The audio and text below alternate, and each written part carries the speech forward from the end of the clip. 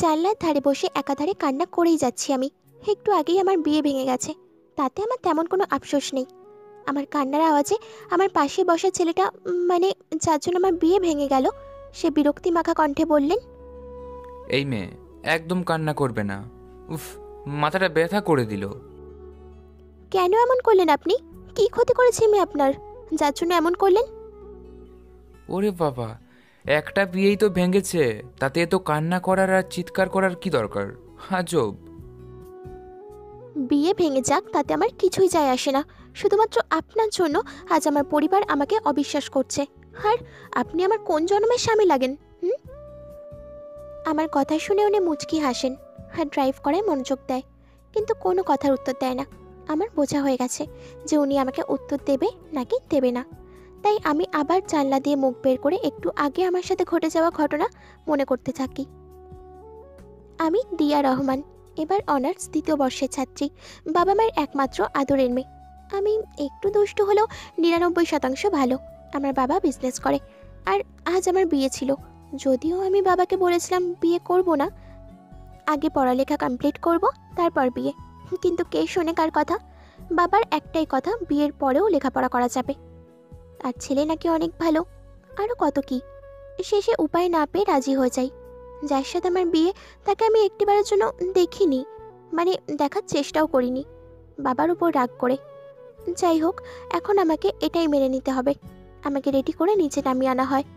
লাল লেহেঙ্গা, হাত ভর্তি চুড়ি, সারা গায়ে গহনা দিয়ে মোড়া, চুল খোপা করে বেলি ফুল দিয়ে বাঁধা, আর মুখে হালকা মেকআপ। যাই হোক, আমাকে এনে এক পাশে বসানো হয়। আমার বিপরীত পাশে আদি, মানে আমার বর বসে আছে। মাঝখানে পাতলা একটা পর্দা দেওয়া। কবুল বলতে যাব, ঠিক তখনই একটা ছেলে এসে আমাকে হ্যাচকা টান দিয়ে দাঁড় করায় আর আমাকে জড়িয়ে ধরে বলে, বেবি, আমি না একটু ভুল করেছি, তার জন্য তুমি আমাকে এভাবে রেখে আরেকজনকে বিয়ে করে নেবে? হঠাৎ এমনটা হওয়ায় আমি অনেকটা ঘাবড়ে যাই। আমি কিছুই বুঝতে পারছি না কি হচ্ছে এসব। আর বিয়ে বাড়ির সবাই আমাদের দুজনের দিকে এমনভাবে তাকিয়ে আছে, আমার বাবা মা অনেকটা অবাক হয়ে যায়। এই ছেলে, কে তুমি? আর এসব কি বলছো তুমি? দেখেন না বাবা, আপনার মেয়ে কত জেদি। ওর সাথে সামান্য একটু ঝগড়া হয়েছে, তাতেও নিজের স্বামীকে ছেড়ে অন্য একজনকে বিয়ে করতে যাচ্ছে। কেন এমন করছো দিউ পাখি? ওনার কথা শুনে আমি চোখ বড় বড় করে ওনার দিকে তাকাই, ভালো করে পর্যবেক্ষণ করিনি।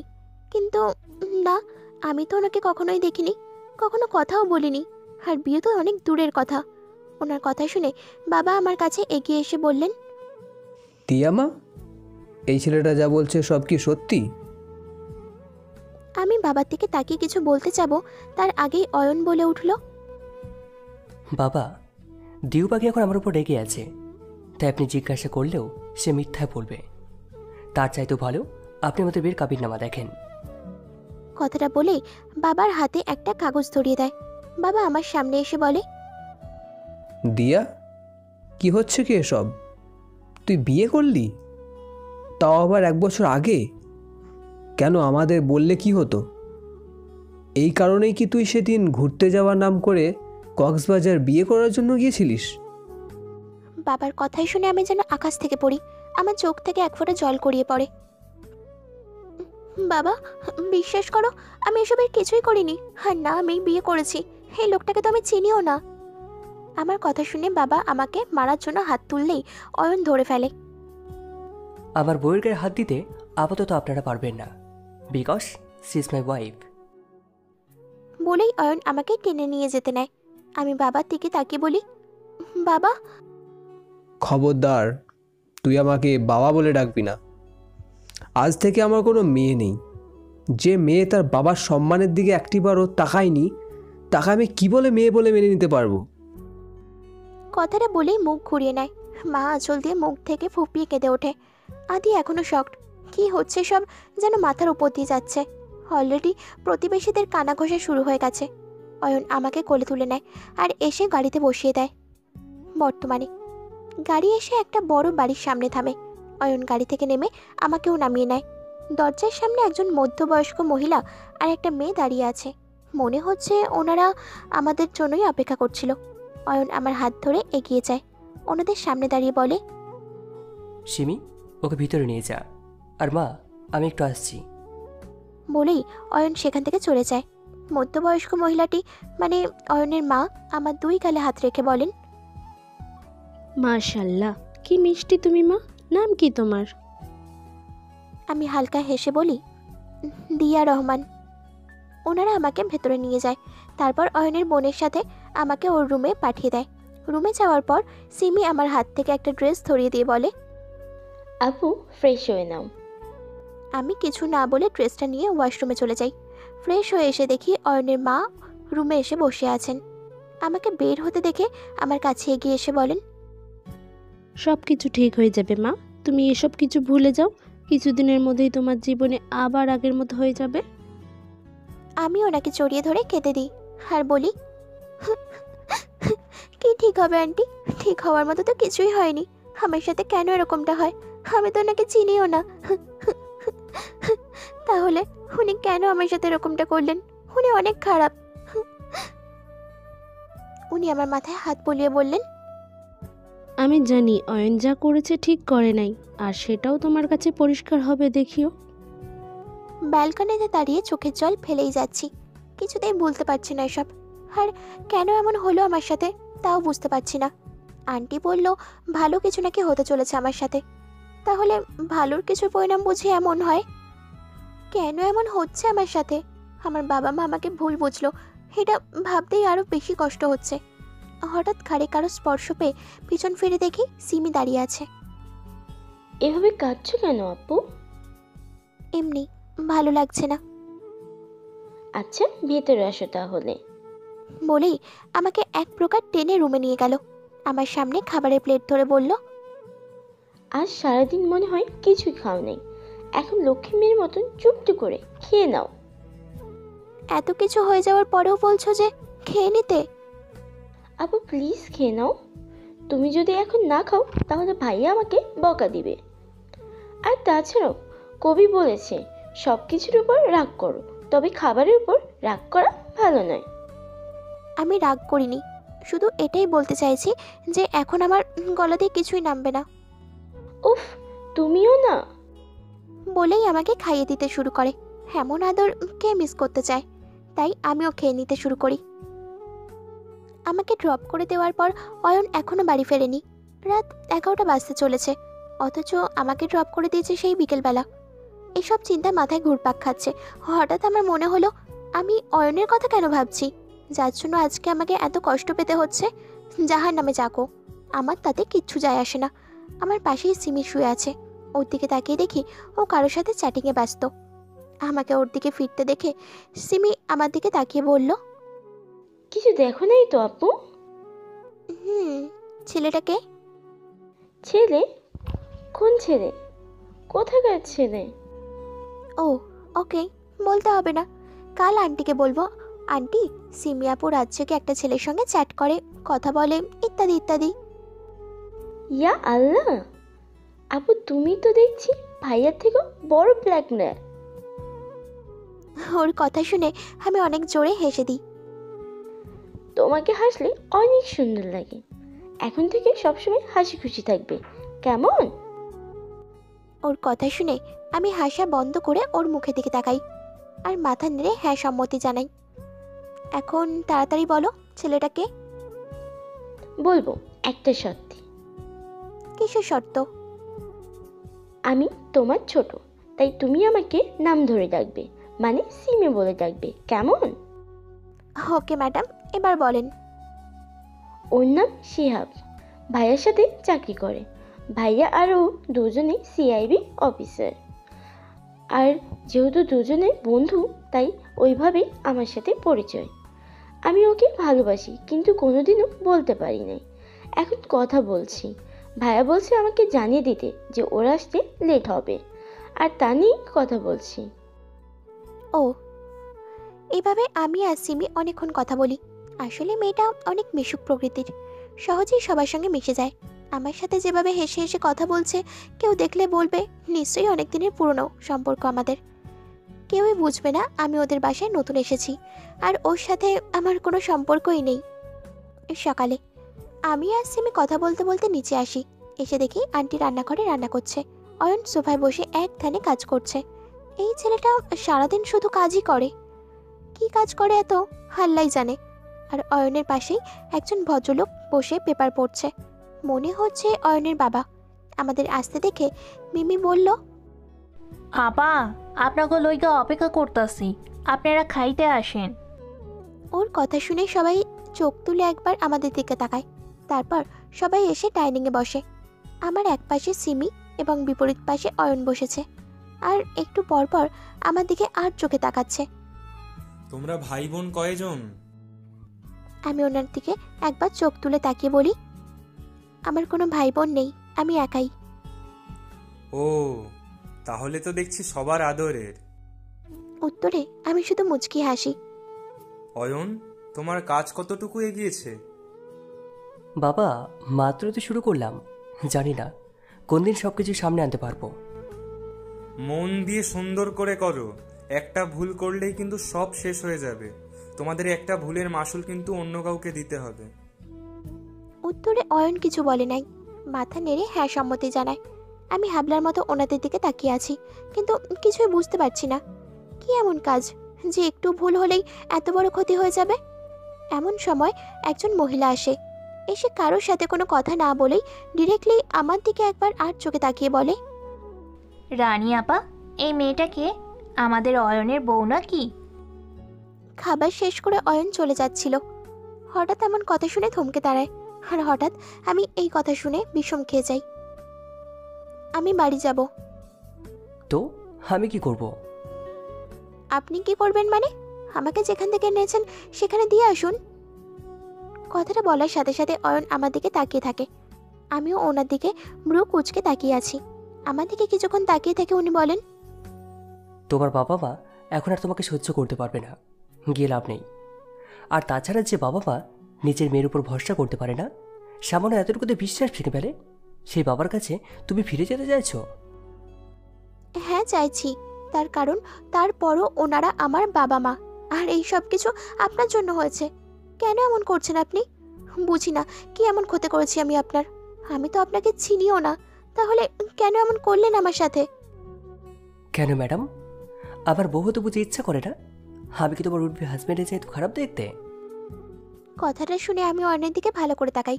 একদম ফর্সা, মুখে খোঁচা খোঁচা দাড়ি, ব্ল্যাক টি শার্ট, চুলগুলো স্পাইক করা, হাতে ব্র্যান্ডেড ঘড়ি, আর মুখে হালকা হাসি যার মধ্যে কোনো কৃত্রিমতা নেই। এক কথায় যে কোনো মেয়ে তাকে দেখে প্রেমে পড়ে যাবে।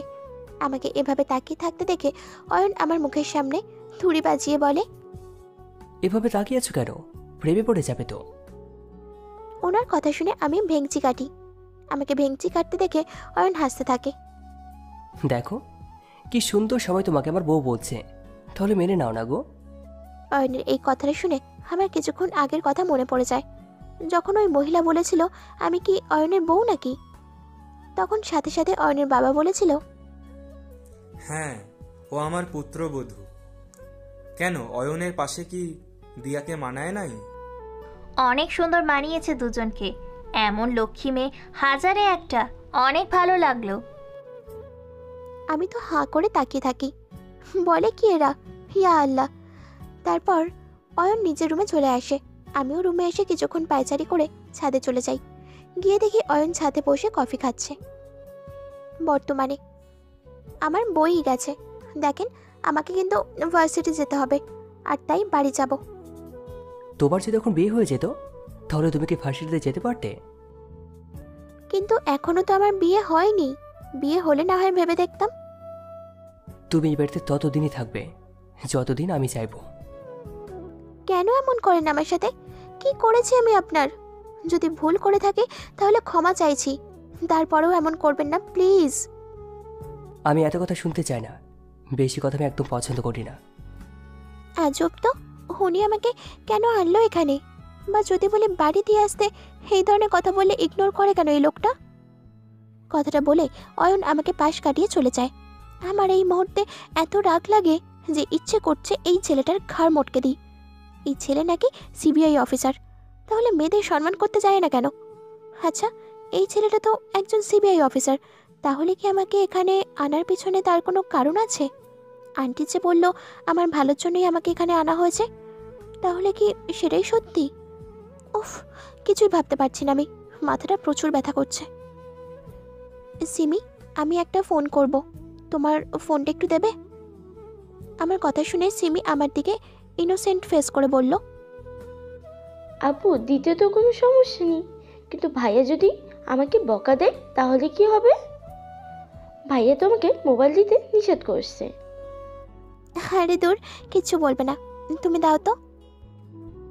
আপু প্লিজ। আচ্ছা ঠিক আছে। আচ্ছা এটা বলো, তোমার ভাইয়া কি ঘরে আছে? কেন? কাজ আছে। কোন দিকে রুম? ডান দিকে গিয়ে 2 নম্বর রুমটা। কেন, কি করবে বলো না আপু? আমি কিছু না বলে বের হয়ে যাই আর সোজা গিয়ে ওনার রুমের সামনে দাঁড়াই। যতই সাহস নিয়ে আসি না কেন, এখন অনেক ভয় লাগছে। এই ছেলেটা নাকি অনেক রাগী, কিছু বললে যদি আমাকে লকআপে ঢুকিয়ে দেয় তাহলে কি হবে? দাঁড়িয়ে দাঁড়িয়ে আমি এসব কথা ভাবছি, অতঃপর সিদ্ধান্ত নেই রুমে যাব না। যেই ভাবা সেই কাজ, আমি ফিরে আসবো তখনই। চোরের মতো ওখানে দাঁড়িয়ে কি দেখছো? চাইলে ভিতরে আসতে পারো। হঠাৎ এই কথায় আমি চমকে উঠি। দরজায় ধাক্কা দিয়ে দেখি দরজা ভেড়ানো, তাহলে আমাকে দেখলো কিভাবে? এইসব ভেবেই ভেতরে যাই আমি। গিয়ে দেখি অয়ন ল্যাপটপে কাজ করছে। আচ্ছা, আমি যে আসছি সেটা আপনাকে কে বলল? এখানে আমি আর তুমি ছাড়া কাউকে দেখছি না, তাহলে কে বলবে? অনেক কথা শুনে আমি চুপ হয়ে দাঁড়িয়ে আছি। কোনো দরকার? আসলে ইয়ে মানে আসলে এ মানের কোনো মানে হয় না, যা বলবে সোজা বলো। তোর মাথা বলবো, ইডিয়েট ছেলে। না, আসলে আমি একটা ফোন করব। কথাটা বলার সাথে সাথে অয়ন নিজের ফোন বের করে বলে, নাম্বার বলো। ওনার কথা শুনে তো আমি অবাকের চরম সীমায়। আমি কখনোই ভাবিনি যে অয়ন এত তাড়াতাড়ি আমাকে ফোন দিতে রাজি হয়ে যাবে। যাই হোক, এত কিছু ভেবে আমার কাজ কি? 01823। অয়ন ফোন করে লাউড স্পিকারে দিয়ে ফোনটা আমার হাতে দেয়। এবার আমি তার চাল বুঝতে পেরেছি। বেটা বজ্জাত, আমি কি বসে বসে প্রেম করবো নাকি তোর ফোন দিয়ে? আমার বই গেছে। আসসালামু আলাইকুম। কে গো আপনি? বান্ধবী, আমি দিয়া। ওই হারামি, তুই আমাকে একদম ফোন করবি না। কেমন বেস্ট ফ্রেন্ড আমি তোর, যে তুই আমাকে একটা বারও এই কথাটা বলতে পারলি না? মিলি প্লিজ, বিশ্বাস কর, আমি এসবের। এতটুকু বলার পরেই অয়ন আমার দিকে কটমট করে তাকায়, যার মানে যেন এসব আমি না বলি। আসলে হয়েছে কি, সব কিছু এত তাড়াতাড়ি হলো যে তোকে বলার সময় পাইনি আমি। ও তাই বুঝি। হ্যাঁ অবশ্যই, সময় না থাকারই কথা। আমার জিজু তো অনেক হ্যান্ডসাম, তো ওনাকে সময় দিতে দিতেই তো আপনার সময় ফুরিয়ে যায়। আমাদের আর কিভাবে সময় দিবেন? কুত্তি চুপ করবি তুই? আগে এটা বল যে বাড়ির অবস্থা কি? দিয়া, তোর হবু বর না অনেক কিউট? ইয়া আল্লাহ, এই শাকচুনি তো এখন বকবক করতেই থাকবে। কুত্তি তো আর এটা জানবে না যে ও কার সামনে কথা বলছে। এখন আমি কি করি? ওই কিরে, অন্য সময় হলে তো বকবক করে আমার মাথা নষ্ট করে দিতেও তোর কষ্ট লাগতো না, তাহলে এখন এত চুপ করে আছত কেন দোস্ত? জিজু তোর উপর কোনো জাদু করে নাই তো? আমি একবার অয়নের দিকে আর চোখে তাকিয়ে ফোন নিয়ে ব্যালকনিতে চলে আসি। এতক্ষণ যত কিছু বলেছে সব কিছু এখন সুদে আসলে গুণে হিসাব নিতে হবে। এতক্ষণ অয়ন সামনে ছিল, তার কারণে কিছু বলতে পারিনি, কিন্তু এখন তো ইচ্ছে মতো ওকে ধোলাই দিতে পারবো। তুই একটু দয়া করে চুপ করবি প্লিজ? তখন থেকে কি জিজু জিজু করে যাচ্ছিস? জিজুকে যদি এতই পছন্দ হয় তোর, তাহলে বল, আমি প্যাকিং করে পাঠিয়ে দিচ্ছি। আমার ধমক শুনে মিলি চুপ করে যায়, আমতা আমতা করে বলতে থাকে, এত রেগে যাচ্ছ কেন কলিজা? জাস্ট একটু তো মজা করলাম। জানোস দিয়া, আমি কত লাকি। সকল মেয়েদের ক্রাশ অয়ন চৌধুরী আমার জিজু। আহা, ভাবতে লুঙ্গি ডান্স দিতে ইচ্ছে করে। আপনার যদি জিজুর সুনাম করা শেষ হয়ে থাকে, তাহলে যার জন্য ফোন করেছি সেটা বলা যাক। ও সরি সরি, এবার বল। তোকে জিজ্ঞেস করেছি বাড়ির কি অবস্থা। হ্যাঁ, তুই ভালো কথা মনে করিয়েছিস। আন্টি আঙ্কেল অনেক কান্না করছে। তুই চলে যাওয়ার পর আঙ্কেল নিজেই বলেছিল উনি যদি একবার তোর কথা শুনতো হয়তোবা তুই এমন কিছুই করতিস না। আর যদিও করে থাকোস তাহলে হয়তোবা ট্র্যাপে পড়ে এমন করছো। এখন আঙ্কেল তোরে খুঁজতেছে। তুই কোথায় বল আমাকে, আমি গিয়ে তোকে নিয়ে আসি, নয়তো আঙ্কেলকে বলবো তোকে আনার ব্যবস্থা করতে। মিলির কথা শুনে অজান্তেই আমার মুখ থেকে দীর্ঘশ্বাস বেরিয়ে আসে। এখন যা হবার হয়ে গেছে। যাই হোক, আমি এখন কথা শেষ না করতেই অয়ন আমার কাছে থেকে ফোন নিয়ে নেয়। ফোন কেটে আমার দিকে রাগি লুকে তাকিয়ে বলে, দিউ পাখি, তুমি ভুলে যাচ্ছ আমি তোমাকে কি বলেছিলাম। বলেছি না, যতদিন আমি চাইবো ততদিন তুমি এখানেই থাকবে। তার আগে যদি এখান থেকে যাওয়ার চেষ্টা করো বা কাউকে এই পাশে ঠিকানা দাও তো অনেক খারাপ হয়ে যাবে। তখন বুঝবে এই অয়ন চৌধুরী কতটা খারাপ। Mind it. বলেই রুমের ভেতর চলে যায়। আমি ওইখানেই দাঁড়িয়ে আছি। এই লোকটা কেন আমার সাথে এরকম করছে সেটাই তো বুঝতে পারছি না। দুপুরে লাঞ্চ করার জন্য নিচে আসতেই সিমি আন্টিকে হেল্প করার জন্য চলে যায়। আন্টি, আমি কি একটু হেল্প করব? সে কি মা, এটা কি বলছো তুমি? তুমি আমাদের মেহমান, তুমি কেন কাজ করতে যাবে? ওকে, যদি হেল্প করতে চাও তাহলে গিয়ে একটু অয়নকে ডেকে নিয়ে আসো। কথায় আছে না, যেখানে বাঘের ভয় সেখানেই সন্ধ্যা হয়। এখন আমার অবস্থাও সেই একই রকম। কেন যে হেল্প করব বলতে গেলাম, এখন নিজের কথার জালে নিজেই ফেসে গেলাম। এসব ভাবতে ভাবতেই অয়নের রুমের সামনে গিয়ে কাঁপা কাঁপা হাতে নক করি। অয়ন, কী কাজ করতে পারো তোমরা? একটা কাজও কখনো ঠিক মতো করতে পারো না। কিভাবে একটা পুচকির মুখ থেকে তোমরা কথা বের করতে পারো না? পালিয়ে যায় কিভাবে তোমাদের মতো অপদার্থের দলগুলো থাকতে? আমি ফোনে কথা বলতে বলতে এতটাই রেগে যায় যে ইচ্ছে করছে সবগুলোকে মাটির সাথে মিশিয়ে ফেলতে। হঠাৎ দরজায় কেউ নক করায় আমি ফোন কেটে ওদিকে যাই। রুমটা সাউন্ডপ্রুফ হওয়ার কারণে বাইরে কেউ থাকা সত্ত্বেও কিচ্ছু বুঝতে পারেনি। এমনি অনেক রেগে আছি, তার উপর এখন অসময় আমাকে বিরক্ত করছে। ভাবতেই মুখে বিরক্তির আভা ফুটে ওঠে। বিরক্তি মাখা মুখ নিয়ে দ্বার খুলতেই আমি হাঁ হয়ে যাই। আমার সামনে দিয়া দাঁড়িয়ে, ব্ল্যাক স্কার্ট, সাথে হোয়াইট কালার টপস, গলায় ওড়না জড়ানো, চুল থেকে টপ টপ করে পানি পড়ছে। মুখে কোনো রকমের মেকআপ নেই, তারপরও ওর থেকে চোখ সরানো দায় হয়ে পড়ে। আমি কখনোই দিয়াকে এভাবে দেখিনি। আমি ভাবছি মেকআপ ছাড়া একটা মেয়েকে কতটা সুন্দর লাগতে পারে তা দিয়াকে না দেখলে হয়তো বুঝতেই পারতাম না। কিন্তু আমার একটাই কষ্ট, এই পর্যন্ত ওকে একটা বারো হাসতে দেখিনি। এমনকি ওকে আমি কখনোই হাসতে দেখিনি। প্রথম যেদিন দেখেছিলাম সেদিনও ওর হাসি মাখা মুখখানা দেখতে পারিনি। আচ্ছা, এই মেয়েটা কি কখনো হাসতে জানে না? অন্যদিকে আমি সেই কখন থেকে দাঁড়িয়ে আছি, অথচ অয়ন দ্বার খুলে আমার দিকে এক দৃষ্টিতে তাকিয়েই আছে। তাতে আমার একটুও ভালো লাগছে না, অসম্ভব অস্বস্তি লাগছে। আমি একটু নড়ে চড়ে দাঁড়াই, তারপরও অয়নের চোখের পলক পর্যন্ত পড়ে না। উপায় না পেয়ে আমি ওনার মুখের সামনে তুড়ি বাজিয়ে বলি, এই যে মিস্টার অয়ন, আপনাকে খেতে ডাকছে নিচে। তোমার মুখে আমার নামটা না অনেক সুন্দর মানিয়েছে। এমন আবেগবাঘা কণ্ঠে ডাকলে যে পাগল হয়ে যাব। অয়ন এমনভাবে কথা বলছে যেন মনে হচ্ছে উনি পৃথিবীতেই নেই। ওনার দেহটা এখানে ঠিকই, কিন্তু মনটা হয়তো অন্য জায়গায়। আর ওনার মুখে এই ধরনের কথা শুনে আমি তো পুরোই শকড। এসব কি বলছেন আপনি নিজে জানেন? ধাক্কা খেয়ে অয়ন কল্পনার জগৎ থেকে ফিরে আসে। কি কি জানবো? আজব তো। হোয়াট? কিছু না, আপনাকে খেয়ে। এতটুকু বলার পর আমার মুখ থেকে আর কথা বের হচ্ছে না। আমার চোখ যায় অয়নের খাটের ওপর রাখা ল্যাপটপটা স্ক্রিনে।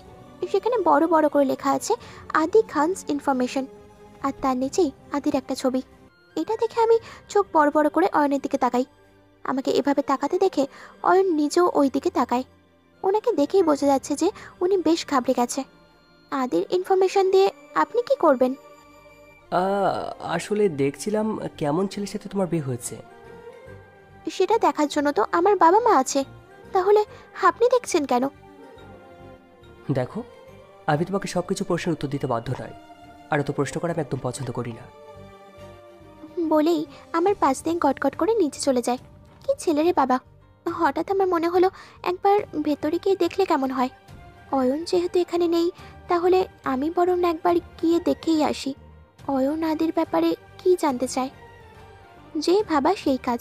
আমি অয়নের রুমে যাব, ঠিক এমন সময় সিমি আমাকে ডাক দেয়। তারপর ওই দিকে না গিয়ে সোজা নিচে যেতে শুরু করি। মাঝে মাঝে এটা মনে হয় যে ওরা পুরো ফ্যামিলি আমার পিছনে পড়ে আছে।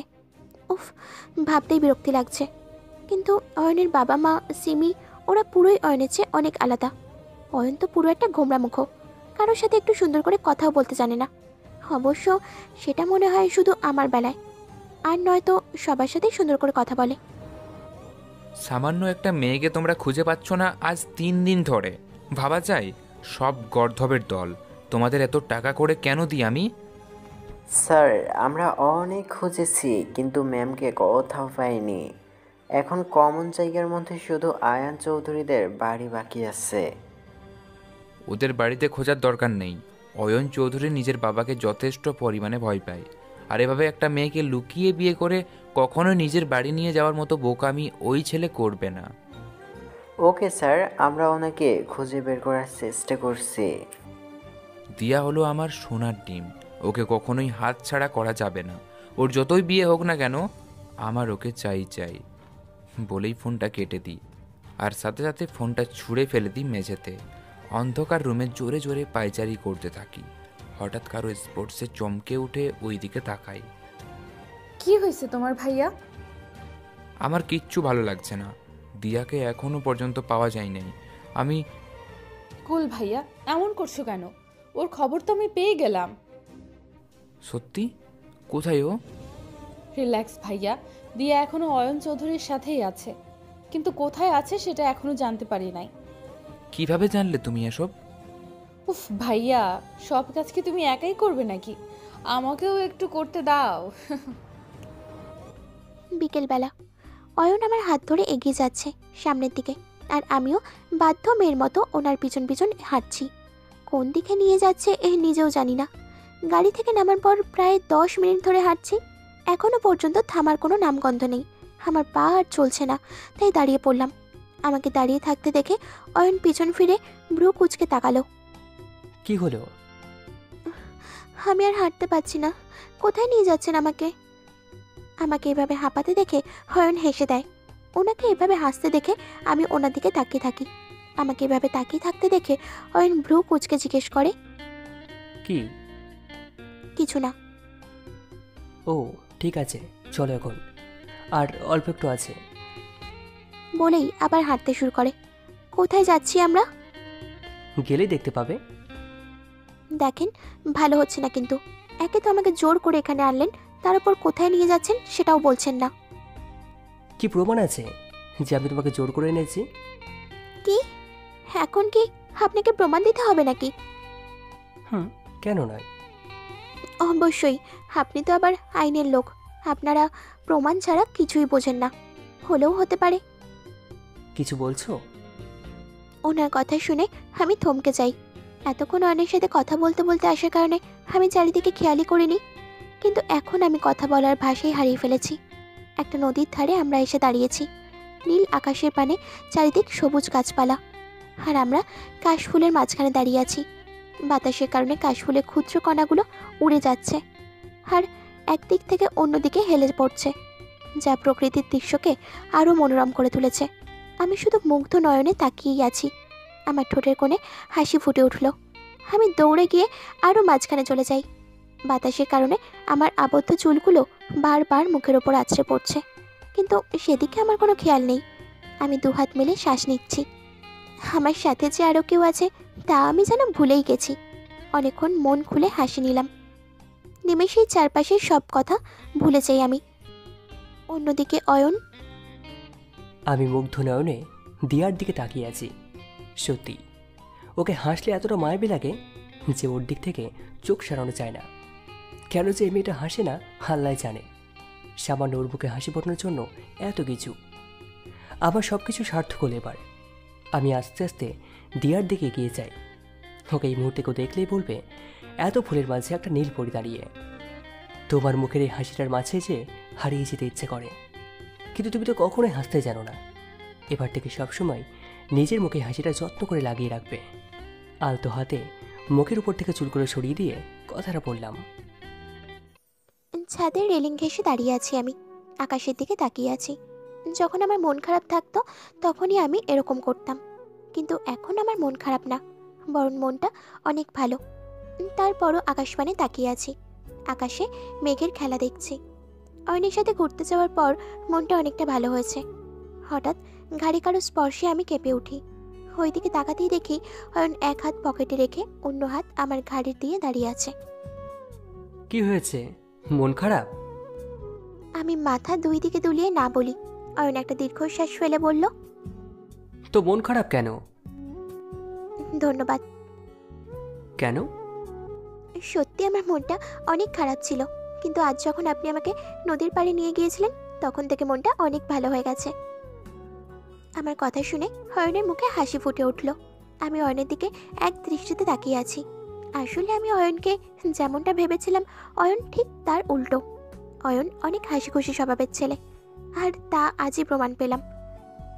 আমাকে ওভাবে অয়নের দিকে তাকিয়ে থাকতে দেখে অয়ন আমাকে ব্রু উঁচিয়ে কি জিজ্ঞেস করলো। কিছু না। আচ্ছা, একটা কথা রাখবেন?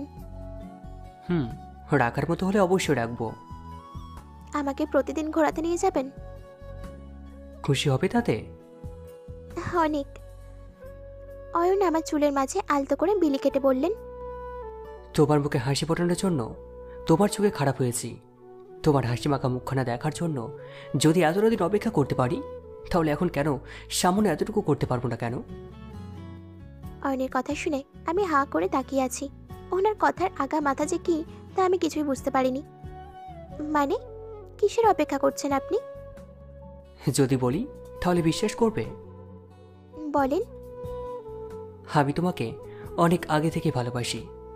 প্রথম যেদিন তোমাকে দেখি সেদিনের কথা আমি আজও ভুলতে পারিনি। সত্যি বলতে তুমি অনেক কিউট ছিলে তখন। প্রথম দেখাতেই তোমার প্রেমে পড়ে যাই আমি। সেদিনই আমাদের প্রথম দেখা। তারপর তুমি হঠাৎ হারিয়ে গেলে। যখন তোমায় খুঁজে পাই তখন আর কিছুই করার ছিল না, প্রায় হারাতে বসে আমি তোমাকে। আমি অয়নের মুখের দিকে চোখ বড় বড় করে তাকিয়ে আছি। বলে কি লোকটা? আমার তো এই কথাগুলো শুনে একদমই বিশ্বাস হচ্ছে না। আমাকে এভাবে তাকিয়ে থাকতে দেখে অয়ন আরও জোরে জোরে হেসে দেয়। ওনাকে এভাবে হাসতে দেখে আমি ভাবছি উনি কি পাগল হয়ে গেছে নাকি। তোমাকে যে কেউ অনেক সহজে বোকা বানিয়ে ফেলতে পারে বটে। আমি তো ভেবেছি তুমি অনেক বুদ্ধিমান, এখন তো দেখছি পুরোটাই বোকা তুমি। আরে বাবা, আমি তোমার সাথে মজা করছি। এই, একদম আমাকে বোকা বলবেন না। আপনি যেভাবে বলেছেন যে কেউ বলবে আপনি সত্যি সত্যি বলছেন, আর আমি কিভাবে বুঝবো যে আপনি মজা করছেন নাকি সিরিয়াসলি বলছেন? আমার কথা শুনে অয়ন হেসে দেয়। তারপর আমরা দুজন আরও অনেকক্ষণ গল্প করি। অয়নের সাথে এখন কথা বলতে অনেক ভালো লাগে। এখন অনেক সুন্দর করে হেসে হেসে কথা বলেন উনি। মাঝে মাঝে অবাক হয়ে যাই ওনার ব্যবহারে। আমি রুমে এসে দেখি সিমি কান্না করছে। ওকে এভাবে কান্না করতে দেখে আমি অবাক হয়ে যাই। এত হাসি খুশি একটা মেয়ে, ওর আবার কি হলো? সিমি, কি হয়েছে? আমাকে দেখেও দৌড়ে এসে চাপটে ধরে কান্না করতে থাকে। এই, কি হয়েছে? আপু, শিয়া ভাই এসেছে। তাতে কান্না করার কি আছে সেটাই তো বুঝতে পারছি না। বাবা আমার বিয়ে ঠিক করেছে অন্য একটা ছেলের সাথে। ভেবেছিলাম আমার মনের কথা যেহেতু কেউ জানে না, তাহলে কাউকে জানাবো না। বাবার পছন্দ করে ছেলেকে বিয়ে করব। কিন্তু এখন ওনাকে দেখে আমি আর নিজেকে সামলাতে পারছি না। ওর কথা শুনে আমার অনেক খারাপ লাগে। আচ্ছা, আমি দেখছি বলেই আমি চলে আসি। নিচে এসে দাঁড়াতেই দেখি অয়নের বাবা, অয়ন আর একটা ছেলে সোফায় বসে আছে, গল্প করছে তারা। আমাকে দেখেই অয়নের বাবা ডাকে। আমি গিয়ে একলা একটা সোফায় বসি। ওনারা আবার কথা বলতে শুরু করে। অয়ন, তোমাকে যেটা বলছি, কাল সিমিকে দেখতে আসবে, আর আমাদের ছেলে পছন্দ হয়েছে। যদি ওর সিমিকে পছন্দ করে তাহলে কালকেই আংটি পরিয়ে যাবে। আমি এতক্ষণ সিহাব ভাইয়ার দিকে তাকিয়েছিলাম। কথাটা শোনার পর ওনার মুখ বিষণ্ণতায় ছেয়ে গেছে। এটা আমি খুব ভালো করেই খেয়াল করি। ঠিক আছে বাবা। অয়নের বাবা উঠে যেতেই আমি গিয়ে অয়নের কাছে বলি, আপনার সাথে আমার কিছু কথা আছে। অয়ন আমার দিকে অবাক দৃষ্টিতে তাকিয়ে বলে, আর ইউ শিওর? হুম। শিহাব, তুমি একটু বসো, আমি আসছি। অয়ন আমার সাথে চলে আসে। কি বলবে? আমি যা বলবো শুনবেন। আরে বাবা বলো। সিমি শিহাব ভাইয়াকে পছন্দ করে। ওকে অন্য কারোর সাথে বিয়ে দেবেন না প্লিজ। আপনার তো একমাত্র বোন, ওর দিকে একটু নজর দিন। আমার কথা শুনে অয়ন অবাকের চরম সীমায়। মনে হচ্ছে আমার কথা উনি বিশ্বাস করছেন না। তোমাকে কে বললে এ কথা? সিমি নিজে বলেছে তোমাকে এ কথা? জি। Thank you. আমি দেখছি কি করা যেতে পারে। আর হ্যাঁ, রেডি থাকবে। 2-1 দিনের মধ্যেই তুমি বাড়ি যাবে। আর কষ্ট দিতে চাই না তোমাকে। অয়নের কথা শুনে আমি অবাক হয়ে যাই। ভাবতেই অবাক লাগছে যে আমি আবার বাড়ি যাব। বাবা মা নিশ্চয়ই এখন আমার উপরে আর রেগে নেই। এসব হাজারো জিনিস আমার মাথায় চিন্তা করছি। মুহূর্তেই সব কিছু বদলে গেছে। একটু সময়ের মাঝেই সিমির মুখে হাসি ফুটে উঠল। শিহাবও অনেক খুশি এই বিয়ের জন্য। শিহাবকে বিয়ের কথা বলতেই ও কোনো দ্বিমত প্রকাশ করেনি। 3 দিন পর শিহাব আর সিমির এঙ্গেজমেন্ট। আমি রুমে এসে দেখি সিমি শুয়ে আছে। আমি ওর পিছনে গিয়ে দাঁড়িয়ে ওর কাঁধে হাত রেখে বলি, সিমি এখন আবার কি হলো তোমার? এখন তো খুশি থাকার কথা। শুয়ে নেই আপু, ভাবছি। কি ভাবছো? না সেরকম কিছু না। ভাইয়া এত সহজে রাজি হয়ে গেল কেন? সিমি গালে হাত দিয়ে এমন একটা ভাব করে মনে হচ্ছে গভীর কিছু মাথায় ঘুরপাক খাচ্ছে ওর। সেটা তো তোমার ভাইয়াই জানে। শুধু ভাইয়া না, আমিও জানি। কি জানো? না কিছু না। থ্যাংক ইউ আপু, আজ তোমার জন্য সব কিছু সঠিক সময় সঠিকভাবে হয়েছে। তোমার জন্য শিহাব ভাইয়া ছাদে অপেক্ষা করছে। আমার কথা শুনে সিমি অনেকটা চমকে যায়, লজ্জায় লাল হয়ে যায়। আমি কখনো ওনার সাথে সরাসরি কথা বলি নাই, আর এখনো বলতে পারবো না। হে বাবা, সরাসরি কথা না বলেই এইভাবে ফেসে গেলে? আর যদি কথা বলতে তাহলে না জানি কি হতো। এখন যাও তাড়াতাড়ি, উনি অনেকক্ষণ যাবত অপেক্ষা করছেন। আমার কথা শুনে সিমি লজ্জা পেয়ে যায় আর তখনই রুম ত্যাগ করে। শিহাব সে কখন থেকে সারা ছাদ জুড়ে পায়চারি করছে, কিন্তু যার জন্য অপেক্ষা করছে তার আসার নাম নেই। হঠাৎ কারো পায়ের শব্দে পায়চারি বন্ধ করে শব্দ লক্ষ্য করে ওই দিকে তাকাতেই মনে হলো তার অপেক্ষার অবসান ঘটল। কিন্তু ও খেয়াল করলো সিমি দাঁড়ির সামনেই দাঁড়িয়ে আছে, নিচের দিকে তাকিয়ে। এটা দেখে শিহাব মুচকি হাসলো।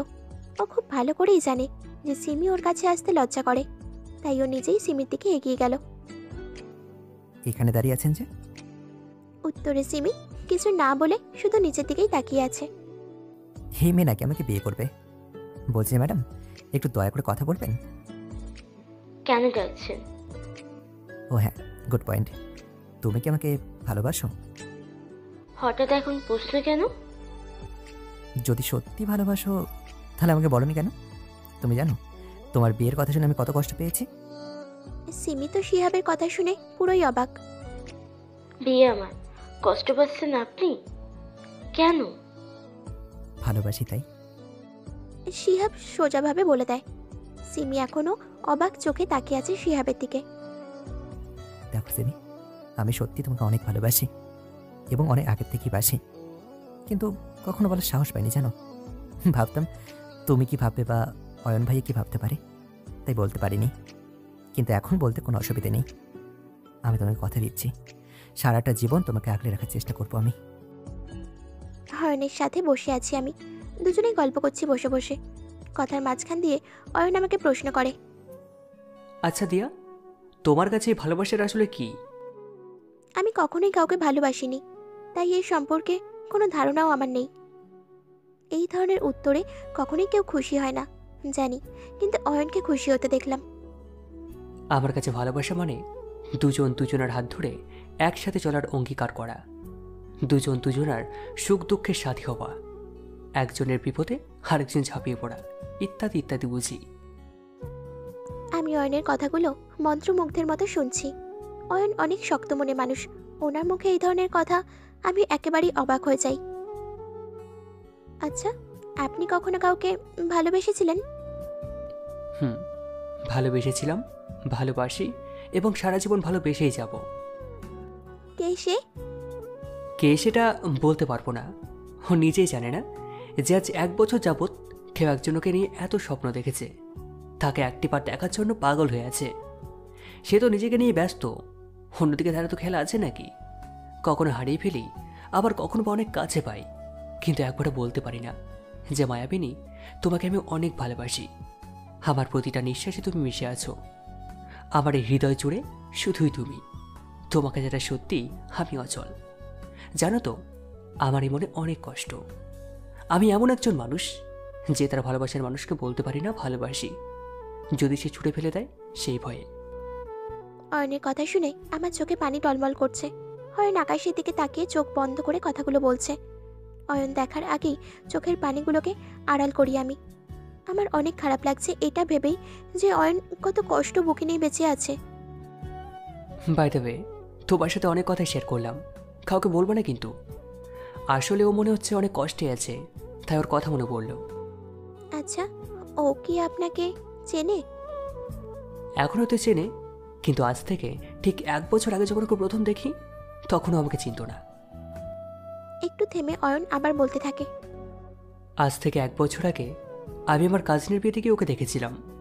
ভেবেছি ও নিজেও বিয়েতে এসেছে, কিন্তু পরে দেখি ও আসলে বিয়েতে আসেনি, হয়তো কোনো কাজ এসেছে এখানে। আর আমি দ্বিতীয়বারের মতো খোঁজ নিতে গিয়ে দেখি ও আর নেই। প্রথমবার ওর কথা বলার স্টাইল দেখে প্রেমে পড়ে গেলাম, তারপর আর ওকে ভুলতে পারিনি। তার ঠিক 6 মাস পর আবার একটা শপিং মলে ওকে দেখি। তারপর থেকে প্রতিদিন ওকে একবার হলেও দেখতাম। কিছুদিন আগে একটা কেসের সাথে ও যুক্ত হয়ে পড়ে, তারপর ওর সাথে প্রথমবারের মতো কথা বলি। বাবা, ভাবতেছি এখানকার সমস্যাগুলোর সমাধান হলেই ওদেরকে পাচার করে দিব। কি বলো তুমি? এই অয়ন চৌধুরী অনেক চালাক।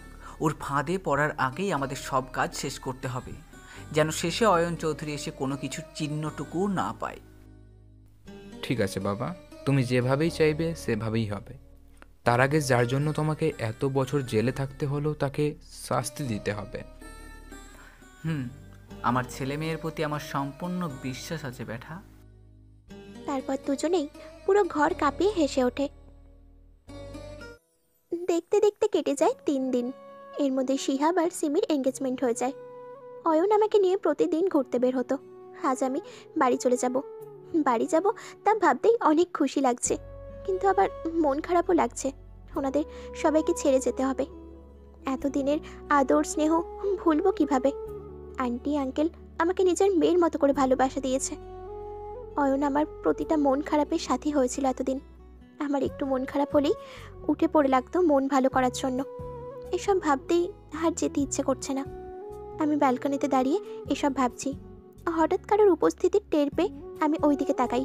দেখি অয়ন বুকে 2 হাত গুজে আমার দিকে তাকিয়ে আছে। আমাকে ওনার দিকে তাকিয়ে থাকতে দেখেই অয়ন আমার দিকে এগিয়ে আসে।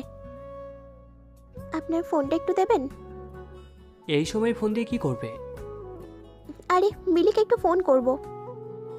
ওকে দেব, বাট আমি যা শিখিয়ে দেব তুমি তাই বলবে, ঠিক আছে? আমি ভ্রু কুচকে হ্যাঁ বলি। অয়ন আমার দিকে ফোন এগিয়ে দেয়। মিলিকে ফোন করার পর রিং হওয়ার সাথে সাথে মিলি ফোন ধরে। মনে হচ্ছে ও আমার ফোনের অপেক্ষাতেই ছিল। বান্ধবী, কেমন আছিস? তোকে ছাড়া ভালো থাকি কি করে সেটা বল। উপস, খুব মিস করেছো তাই না? অনেক। আচ্ছা এটা বল যে জিজু কোথায় আর তুই কোন দিন আসবি? আমি অয়নের দিকে তাকাতেই অয়ন আমাকে ইশারায় বলে, আর আমিও বলি আজকেই আসবো, একটু পর। তুই একা আসবি নাকি জিজুও আসবে? আমি অয়নের দিকে তাকাই। উনি আমাকে ড্রপ করে দিয়ে অফিসে যাবে, আর ওখানেই কাজ শেষ করে তারপরে হয়তো আমরা বাড়ি যাব। আনুমানিক কয়টায় জিজু তোদের বাড়ি আসবে? ওর প্রশ্ন শুনে আমি অবাক হয়ে যাই। কিছু বলতে যাব তার আগেই অয়ন আমাকে ইশারায় না করে, কিছু যেন না বলি। তাই আমি চুপ করে অয়নের কথা শুনে ওকে বলি, এখন সকাল টাইমেই আমি চলে আসব, তারপর উনি মনে হয় রাতে আসবে। আমার কথা শুনে মিলি একটা নিঃশ্বাস ফেলে বলে, ওকে যান, তুমি চলে আসো, তোমার জন্য অনেক বড় একটা সারপ্রাইজ ওয়েট করছে। মানে কিসের সারপ্রাইজ? সেটা না হয় আসার পরই দেখবে। এখন চলে আসো ঝটপট। আর এখন আমি রাখছি, পরে কথা হবে। চোখের পলকেই মিলি ফোন কেটে দেয়। ওর এমন ব্যবহারে আমি অনেক অবাক হয়ে যাই। অয়নের দিকে তাকিয়ে দেখি উনি মুচকি হাসছে। ওনাকে হাসতে দেখে আমি ব্রু কুচকে কী জিজ্ঞেস করতেই উনি কিছু না রেডি হও বলে আমার হাত থেকে ফোনটা নিয়ে চলে যায়। আমিও একটা দীর্ঘশ্বাস ফেলে রেডি হতে চলে যাই। গাড়িতে বসে আছি আমি, বাইরের দিকে তাকিয়ে। আমার পাশেই অয়ন ড্রাইভ করছে। আমার চোখে পানি। আন্টি, সিমি ওরা কান্না করছে। আমার অনেক মন খারাপ লাগছিল ওনাদের ছেড়ে আসতে। মন খারাপ? আপনাকে কে বললো আমাকে ওই বাড়িতে নিতে, তাও আবার সীমিত সময়ের জন্য? আর কেন বা এত মায়া সৃষ্টি করেছিলেন? আমার কথা শুনে অয়ন একটা দীর্ঘশ্বাস ফেলে বলল, আজ যদি আমাদের প্ল্যান মতো সব কিছু হয়, তাহলে সব কিছুই তোমার সামনে আয়নার মতো পরিষ্কার হয়ে যাবে। আমি আর কিছু বলিনি, কোনো প্রশ্নও করিনি, কারণ আমি জানি প্রশ্ন করে কোনো লাভ নেই। অয়ন আমাকে আমাদের বাড়িতে নামিয়ে দেয়। সোজা ভিতরে যাও, একদম ভয় পাবে না, আমি আছি সবসময় তোমার পাশে। আর তোমার মা বাবা কিছু জিজ্ঞাসা করলে বলবে যে আমাদের বিয়ে হয়েছে, তারপর আমি এসে সব কিছু সামলে নেব। আমি অয়নের কথায় মাথা নেড়ে হ্যাঁ বলি। এখন অনেকটা ভরসা করতে পারি ওনাকে, তাই অতিরিক্ত কোনো প্রশ্ন না করেই এগিয়ে যাই। ঘরের ভেতরে গিয়ে আমি তো পুরোই শকড। আমাকে আসতে দেখে বাবা এসে আমাকে জড়িয়ে ধরে। আমি 2 হাত বাড়িয়ে বাবাকে জড়িয়ে ধরি। মুহূর্তেই সব রাগ অভিমান হাওয়ায় মিশে যায়। বাবা আমাকে জড়িয়ে ধরেই বলে, এভাবে কেউ চলে যায়? আমি না হয় একটু রাগ করে মুখে যা আসছে তাই বলছি, কিন্তু তুইও বুঝলি না তোর বাবাকে। এখন যেহেতু ফিরে আসছিস, আমি আর যেতে দেবো না আমার মেয়েকে কোথাও। আর তুই যা চাইবি তাই হবে, কথা দিচ্ছি তোকে। বাবার কথা শুনে আমি কিছুই বলিনি, শুধু জড়িয়ে ধরে রেখেছি। আঙ্কেল, আপনার আদর যদি শেষ হয় তবে কি আমরা আসল কথাতে আসতে পারি? আদির কথা শুনে আমি চমকে ওইদিকে তাকাই। আদি যে এখানে আছে সেটা আমি এতক্ষণ খেয়ালই করিনি। এখানে আরও আছে, মিলি আছে, আরও কিছু লোকজন যাদেরকে আমি চিনিই না। আদির গার্ড মনে হচ্ছে। কি বলবে তুমি? ওহো আন্টি, আপনি জানেন না আমি কি বলবো। আমি দিয়াকে বিয়ে করতে চাই এখন, এইখানে এবং এই মুহূর্তেই। দিয়া মা, তুই কি আসলেই বিয়ে করেছিস? একবার ভাবছি সত্যি কথা বলবো, পরে অয়নের কথা মনে হতেই আমি মাথা নেড়ে হ্যাঁ বলি। আমার অলরেডি বিয়ে হয়ে গেছে বাবা। কথাটা মাথা নিচু করে বলি আমি। আমার কথা শুনে আদি আমার দিকে এগিয়ে এসে বলে, তোমার বিয়ে যদি 10টাও হয় তবুও তুমি শুধু আমার, মাইন্ড ইট। বলেই কাজী ডাকতে থাকে। আদির কাজে সবাই হতবাক। আদি, এখানে কোনো সিন ক্রিয়েট করবে না। তুমি সোজা এখান থেকে চলে যাও, বাধ্য করবে না উল্টো পাল্টা কিছু করতে। বাবার কথা শুনে আদি গালে হাত দিয়ে কিছু একটা ভাবার অভিনয় করে তারপর হো হো করে হেসে দেয়। উফ, সরি আঙ্কেল, আপনি তো তখনই কিছু করতে পারবেন যখন কেউ আপনার কথা শুনবে। মানে? আসলে আন্টি, আমি আগে থেকেই জানতাম যে এমন কিছুই হবে, তাই তো আমি পূর্ব প্রস্তুতি নিয়ে এখানে আসলাম। প্রতিশোধ যে পূর্ণ করতে হবে। আদির কথা শুনে সবাই চমকে ওঠে। প্রতিশোধ মানে? কিসের প্রতিশোধ? ও হ্যাঁ, তোমাকে তো বলাই যেতে পারে, আমার ওয়াইফ বলে কথা। একটু থেমে আদি আবার বলতে থাকে, আজ থেকে ঠিক 15 বছর আগের কথা, যখন আমার বাবা ফরিদ খান আর তোমার বাবা খুব ভালো বন্ধু ছিল। আমাদের দেশের বিভিন্ন ধরনের সম্পদ স্মাগলিং করত, কিন্তু তা কেউ জানতো না। একদিন তোমার বাবা হঠাৎ আমাদের বাড়ি চলে আসে, আর কিভাবে কোন জায়গা থেকে কি করে সব কিছু দেখে নেই। তারপর তোমার বাবা গিয়ে পুলিশকে ডেকে আনে, আর আমার বাবার জেল হয় 10 বছরের। তোমার বাবা এমন একজন পশু যে নিজের ছোটবেলার বন্ধুকেও ছাড় দেয় নাই। সেদিন আমি আঙ্কেলকে অনেকবার নিষেধ করেছি, কিন্তু উনি গিয়ে পুলিশকে সত্যি সত্যিই ডেকে আনে। তারপর থেকে ওনার উপর আমার একটা চাপা ক্ষোভ সৃষ্টি হয়। শুধু আমার না, আমার বোন মিলিও আমাকে সাহায্য করে। মিলি গিয়ে তোমার সাথে বন্ধুত্ব করে। তারপর আস্তে আস্তে আমরা ক্লোজ হই তোমাদের পরিবারের। তারপর এখন তোমাকে আমি বিয়ের প্রস্তাব রাখি, আর ওনারা খুব সহজেই রাজি হয়ে যায়। কিন্তু মাঝখান থেকে তুমি লুকিয়ে বিয়ে করেই আমাকে সব চাল নষ্ট করে দিলে। কিন্তু তাতে কি, এখন তো আমি তোমাকে বিয়ে করবই। আদির কথা শুনে আমার সারা গা জ্বলে ওঠে। বাবা নিজেই হতবাক হয়ে যায়।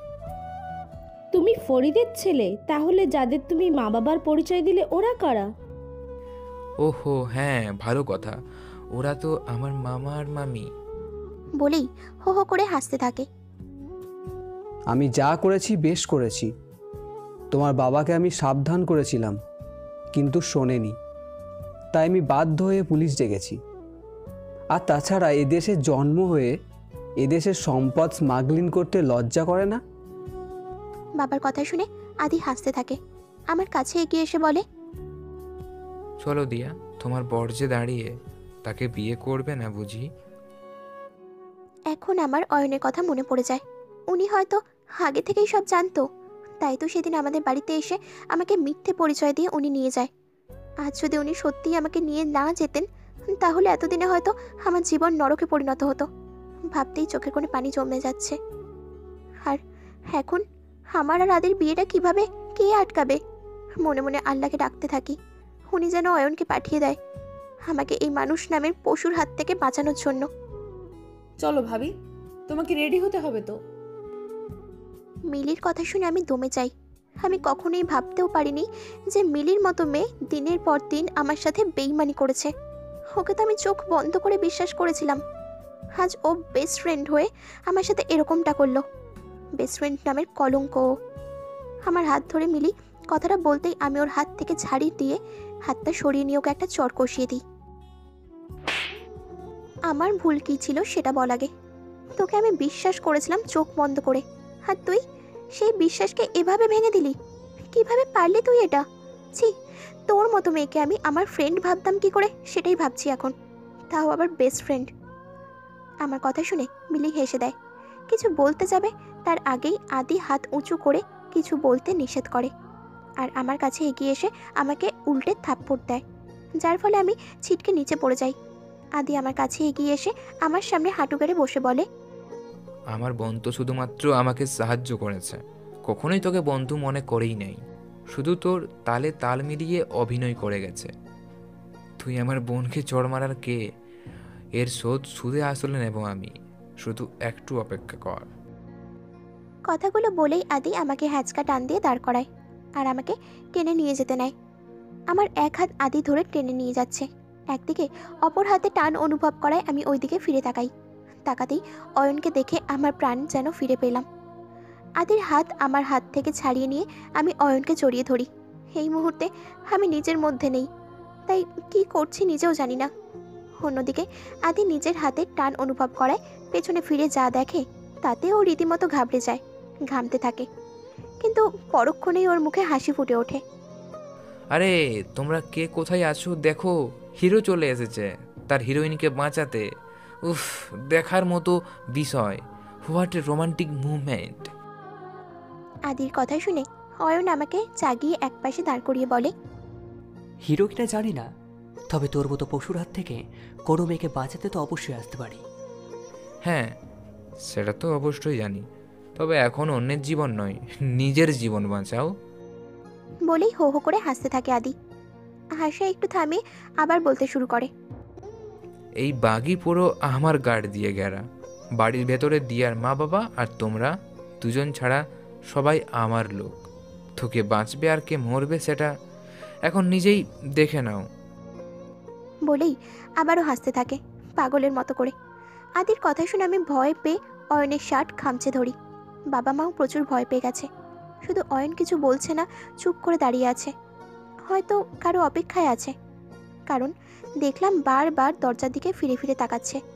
আদি আমার দিকে একটু এগিয়ে এসে বলে, আরে জান পাখি, আমাকে তুমি এত ভয় পাচ্ছ কেন? আমি তোমার স্বামী লাগি যে, এভাবে ভয় পেলে চলে? আর অয়ন, তোর হবু বউকে আজ আমি বিদেশে পাচার করে দেব। ওকে একা না, আর 99টা মেয়েকে ওর সাথে পাচার করব। তুই শুধু চেয়ে চেয়ে দেখবি, কিছুই করতে পারবি না। বলেই যেই না আমার হাত ধরতে যাবে, অয়ন অমনি আদির হাত ধরে পিছন দিকে মুচড়ে দিয়ে বলে, টাইপ একটু মিস্টেক হয়েছে মিস্টার আদি খান। এখন তুমি না কারোর ক্ষতি করতে পারবে, আর না দিউ পাখির কোনো ক্ষতি করতে পারবে। বলেই আদিকে মারতে থাকে। হঠাৎ এমন আক্রমণে আদি পাল্টা কোনো আক্রমণ করতে পারছে না। মিলি ভাইয়া বলে চিৎকার করছে, আর সব গার্ডদের বলছে আদিকে গিয়ে ছাড়াতে, কিন্তু সবাই তাদের মতো করেই দাঁড়িয়ে আছে। কেউ অয়ন আর আদির মাঝখানে যেতেই চাইছে না। মিলি দৌড়ে যেতে নিলে কয়েকজন গার্ড এসে ওকে আটকে দেয়।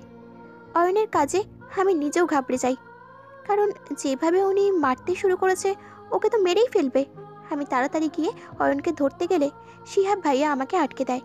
ওনাকে দেখে আমি অবাক হয়ে যাই, কারণ উনি এতক্ষণ এখানে ছিলেনই না। ভাইয়া নিজে রাগ না তোলা পর্যন্ত মারবে, আপনি কেউ কোনো লাভ নেই, ওনার রাগ কমাতে দিন। ওনার কথা শুনে আমি অবাক হয়ে যাই, কিসের এত রাগ ওনার। কিন্তু এখন এসব ভাবার টাইম নেই আমার। তাই আমি তাড়াতাড়ি নিজেকে ছাড়িয়ে অয়নের কাছে দৌড়ে গিয়ে বলি, কি করছেন, মেরে ফেলবেন নাকি ওনাকে? অয়নকে ছাড়াতে ছাড়াতে কথাটা বলি। হ্যাঁ, মেরে ফেলবো। ওর সাহস হয় কি করে তোমার গায়ে হাত তোলার? ওর হাত আমি ভেঙে ফেলবো। এবার শিহাবও এসে অয়নকে ছাড়িয়ে নেয়। অয়ন হাঁপাতে থাকে, হাদিকে মারতে মারতে আত্মরা বানিয়ে ফেলেছে একেবারে। বলেছিলাম না, তো টাইপে একটু না, পুরোটাই ভুল আছে। সব কিছু আমাদের প্ল্যান মতো হয়েছে। এখন তোর হাতে না আছে 99টা মেয়ে, আর না আছে দিউ পাখি, আর না আছে তোর বাবা। তোর বাবার এই ধরনের কাজের জন্য ওনাকে আবার অ্যারেস্ট করা হয়েছে। আর এখন তোরা দুজনও ওই একই জায়গায় যাবি। আর বাকি রইল এখানের কার্ড, হতে তো অনেক আগেই আমার কন্ট্রোলে নিয়ে এসেছি। অয়নের কথা শুনে আদি ঘাবড়ে যায়। আমার বাবা তোদের কি ক্ষতি করেছে? আমার বাবাকে কেন ধরলি? বাবা মায়ের কাজ হলো তাদের সন্তানকে সুশিক্ষায় শিক্ষিত করা, তাদেরকে প্রতিশোধের চিন্তায় মাথা দিয়ে বড় করা নয়। তোর বাবা নিজে অপরাধ করেছে, তার জন্য অনুশোচনা করা উচিত, কিন্তু তা না করে আবারও স্ম্যাগলিং শুরু করে, আর তো আবার দেশের নারীদের, আর সাথে নিজের ছেলে মেয়েদের নিয়ে। ওয়াও, কেমন পিতা তোমার, ভাবতে অবাক লাগছে। আদিকে আর মিলিকে নিয়ে যাওয়া হয়। মিলিকে নেওয়ার পরে আমি কান্নায় ভেঙে পড়ি। আমার অনেক খারাপ লাগছে নিজের বেস্ট ফ্রেন্ডকে জেলে যেতে দেখে। অয়ন এসে আমার কাঁধে হাত রেখে বলে, যারা ভালো তাদের জন্য কাঁদলে মনকে বোঝানো যায় ভালো, কিন্তু দিউ পাখি, তুমি যার জন্য কাঁদছ সে কখনোই ভালো ছিল না। ও শুধু ভালো হওয়ার অভিনয় করেছিল, এতে তোমার কোনো দোষ নেই। প্লিজ তুমি কান্না করো না। অয়নের কথা শুনে বাবা মাও আমাকে অনেক সান্ত্বনা দেয়। সবার কথা শুনে মনকে অনেক বোঝানোর চেষ্টা করি। বাবা অয়নের সাথে কথা বলছে। এক পর্যায়ে অয়ন বলে, আঙ্কেল, আমাকে এখন যেতে হবে, আমার কিছু কাজ আছে। ভালো থাকবেন আপনারা। অয়ন চলে যেতে নিলে বাবা অয়নকে বলে, আর আসবে না তুমি? আঙ্কেল, দিউ পাখিকে আমি বিয়ে করিনি। সেদিনের সব কিছুই কেবলমাত্র অভিনয় ছিল। আদিকে ধরার জন্য আমাকে এমনটা করতে হয়েছে, তাই আমাকে আপনাদের মেয়ে জামাই প্রশ্নই ওঠে না। অয়নের কথা শুনে বাবা মা দুজনেই অবাক হয়ে যায়। কি বলবে ভেবে পাচ্ছে না। অয়ন আমার কাছে এগিয়ে এসে আমার কানে কানে বলল, নিজের যত্ন নেবেন কেয়ারলেস ম্যাডাম, আর সময় মতো খাওয়া দাওয়া করবেন। এখন যদি নিজের যত্ন না নাও, তাহলে দেখবে তোমার মতো পেন্টিকে কেউ বিয়ে করবে না। আমার মতো পেতনিকে বিয়ে করার মতো আসলেই হয়তো কেউ নেই। ঠোঁট বেঁকিয়ে বলি আমি কথাটা। আমার কথা শুনে অয়ন কিছুটা গম্ভীর হয়ে বলে, তোমার মতো পেতনিকে জীবনসঙ্গী করার জন্য কেউ হয়তো পাগল হয়ে আছে। কথাটা বলেই অয়ন চলে যায়।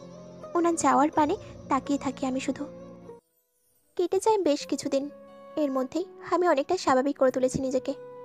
বাবা আমার কাছে ক্ষমা চেয়ে নেয়, যদিও আমার বলার মতো কিছুই ছিল না, কারণ বাবা না বুঝে এমনটা করেছে, তাই আমারও বলার মতো কিছু নেই। এর মধ্যে অয়নের সাথেও আর দেখা হয়নি আমার। আমি ভার্সিটিও যাইনি এতদিন। অয়নের কথাগুলো আমার প্রতিটা মুহূর্তেই মনে পড়তো। কিছু অনুভূতি সৃষ্টি হয়েছে ওনার জন্য। ওনার সাথে কাটানো প্রতিটা মুহূর্ত মনে পড়ে যায় আমার, কিন্তু আমি নিজেকে অনেকটা দমিয়ে রাখি। তার সবচেয়ে বড় কারণ অয়ন একটা মেয়েকে ভালোবাসে পাগলের মতো। এটা ভাবতেই কেন জানি মেয়েটার প্রতি প্রচুর জেলাস ফিল করছি আমি। এর মাঝেই আমার ফোন বেজে ওঠে।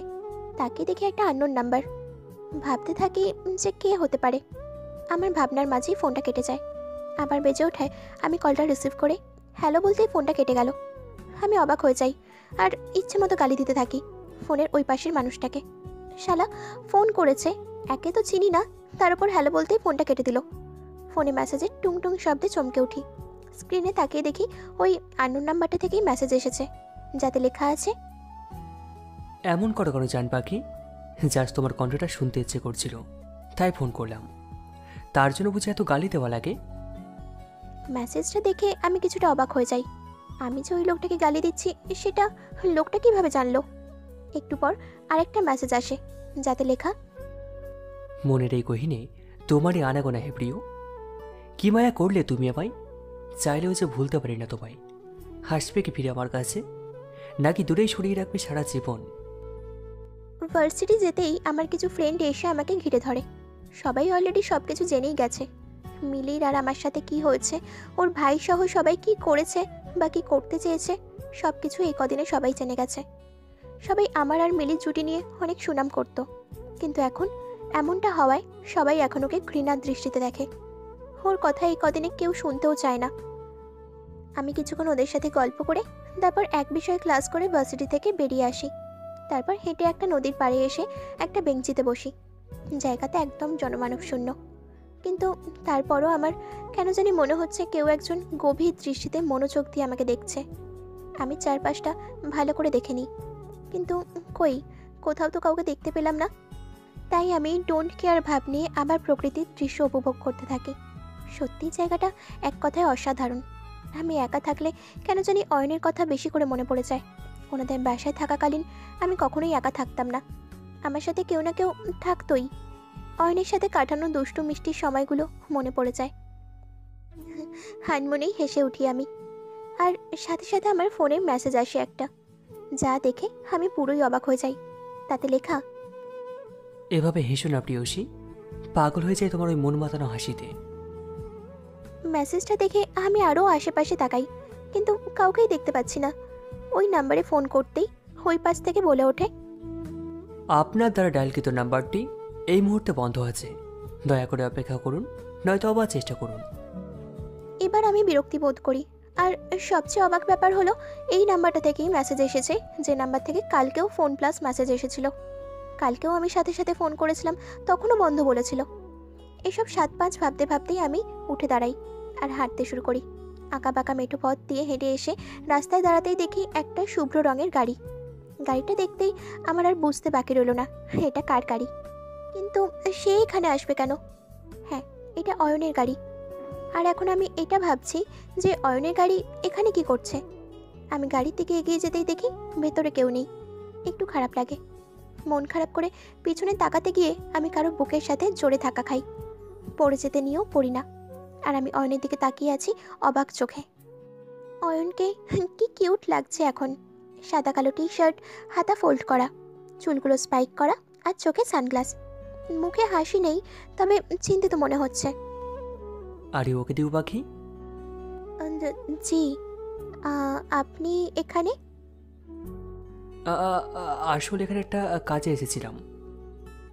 কাকতালীয়ভাবে আজ অয়নের ড্রেসের সাথে আমার ড্রেসের রং একদম মিলে যায়। অয়ন আমার দিকে তাকিয়ে বলে, হঠাৎ আমার ড্রেসের সাথে মিলিয়ে ড্রেস পরলে কেন?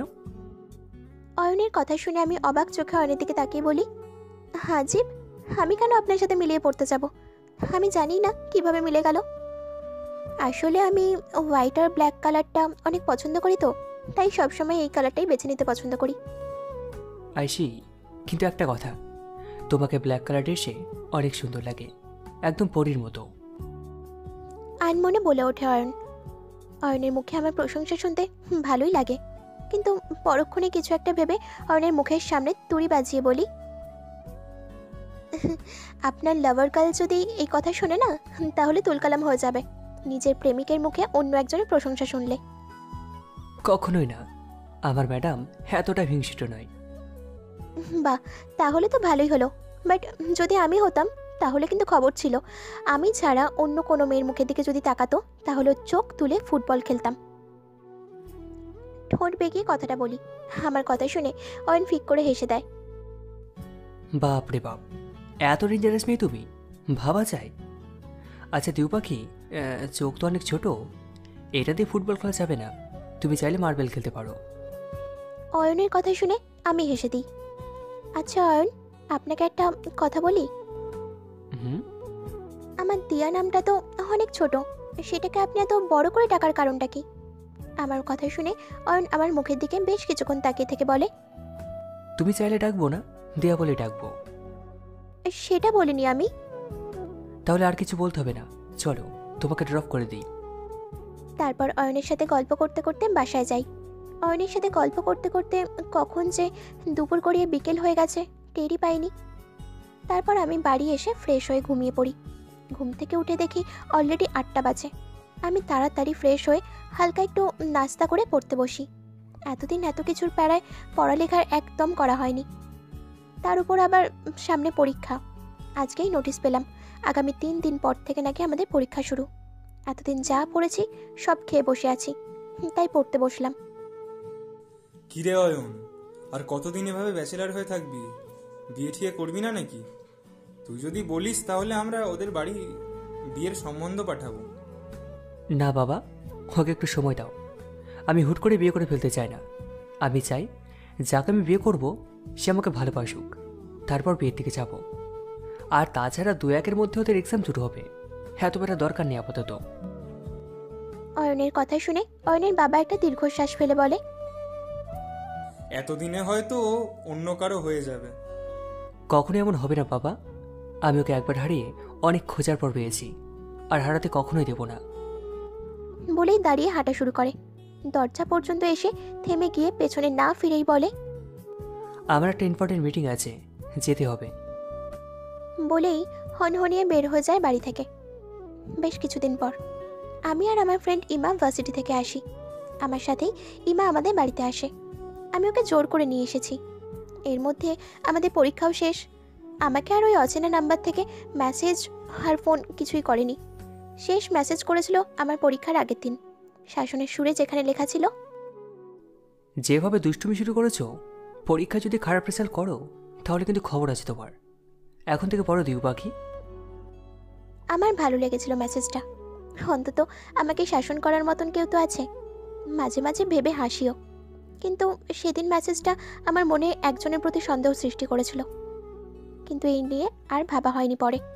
যাই হোক, আমি আর ইমা বাড়ি এসে দেখি একটা মেয়ে মার সাথে বসে গল্প করছে। পিছন দিকে ফেরার কারণে আমি ঠিক চিনতে পারিনি, তাই কৌতূহলবশত আমি এগিয়ে যাই ওর দিকে। আরে দিয়া, আয় মা, তোর জন্যই অপেক্ষা করছি। মায়ের কথা শুনে মেয়েটা আমার দিকে ফিরে তাকায়। আমি সিমিকে দেখে পুরোই অবাক। সিমি এসে আমাকে জড়িয়ে ধরে। কেমন আছো আপু? আমাদের বাড়ি থেকে আসার পর থেকে তো আমাকে একেবারেই ভুলে গেলে। আরে তোমাকে ভুলবো কি করে সেটা তো বলো। তা বড়লোক মানুষ আমাদের গরিবালয় কি করছেন? আমার কথা শুনে সিমি আমার দিকে রাগী লুক নিয়ে তাকায়। আমি ফিক করে হেসে দিই। আমাকে যেহেতু বড়লোক বলছো, তো আর কি, এখন আমি তোমাকে নিয়ে যাব। কিন্তু কোথায়? সারা জীবনের জন্য তোমাকে আমাদের বাড়ি নিয়ে যাব। ধুর, কি যে বলো না তুমি। আচ্ছা যাও, গিয়ে এখন রেডি হয়ে আসো। আমি অবাক হয়ে ওর দিকে তাকাই। আমার মনের কথা ও বুঝতে পেরে হেসে দেয় আর আমার কানের কাছে এসে বলে, 3 দিন পরে আমার বিয়ে, যাবে না আমাদের বাড়িতে? সিমির কথা শুনে আমি পুরো অবাক হয়ে যাই। এত তাড়াতাড়ি বিয়ে হবে ভাবতেও পারিনি আমি। Wow, congratulations. তো সিহাব ভাই আর এত তাড়া কিসের শুনি? আমার কথা শুনে সিমি লজ্জা পেয়ে যায়। একবার মার দিকে তাকায়। আমার এতক্ষণ খেয়ালই ছিল না যে আমরা দুজন ব্যতীত আরও 2 জন মানুষ এখানে আছে। কি হলো আপু, চলো। সিমি আমাকে ধাক্কা দিয়ে বলে। ওর কথা শুনে আমি মার দিকে তাকাই। আরে তুমি আন্টির দিকে তাকাচ্ছ কেন? আন্টি আঙ্কেল রাজি, আর তাই তো আমি তোমাকে নিতে এসেছি। এখন তুমি চুপচাপ রেডি হয়ে যাও।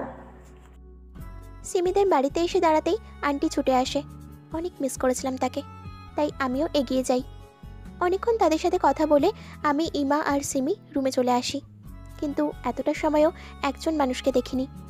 কেন জানি অনেক খারাপ লাগছে। আমি আর ইমা সারা বাগান জুড়ে হাঁটছি। ইমা আমার সাথে থাকার কারণে সিমি ওকেও নিয়ে এসেছে। বলেছে আমার তাতে বোরিং লাগবে না।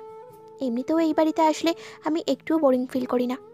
সিমি ঘুমাচ্ছে, আর তাই আমি আর ইমা ফ্রেশ হয়ে বাগানে হাঁটতে চলে এসেছি। বিয়ে যেহেতু এখনও 3 দিন পর, তাই এখনও বাড়িতে তেমন কেউ এসে পৌঁছায়নি। শুধু অয়নের চাচু কাজিনরা এসেছে। আমি আর ইমা কথা বলতে ব্যস্ত। এর ফাঁকে একটা ছেলে আমাদের সামনে এসে দাঁড়ায়। প্রথমে আমি কিছুটা ঘাবড়ে যাই, কিন্তু পরক্ষণেই নিজেকে সামলে নিই। Hi, I am Rihan. ছেলেটার কথা শুনে আমি ভ্রু কুঁচকে তাকাই। তো আপনার নাম জেনে আমরা কি করব? আমার কথা শুনে ছেলেটা কিছুটা ভ্যাবাচাকা খেয়ে যায়।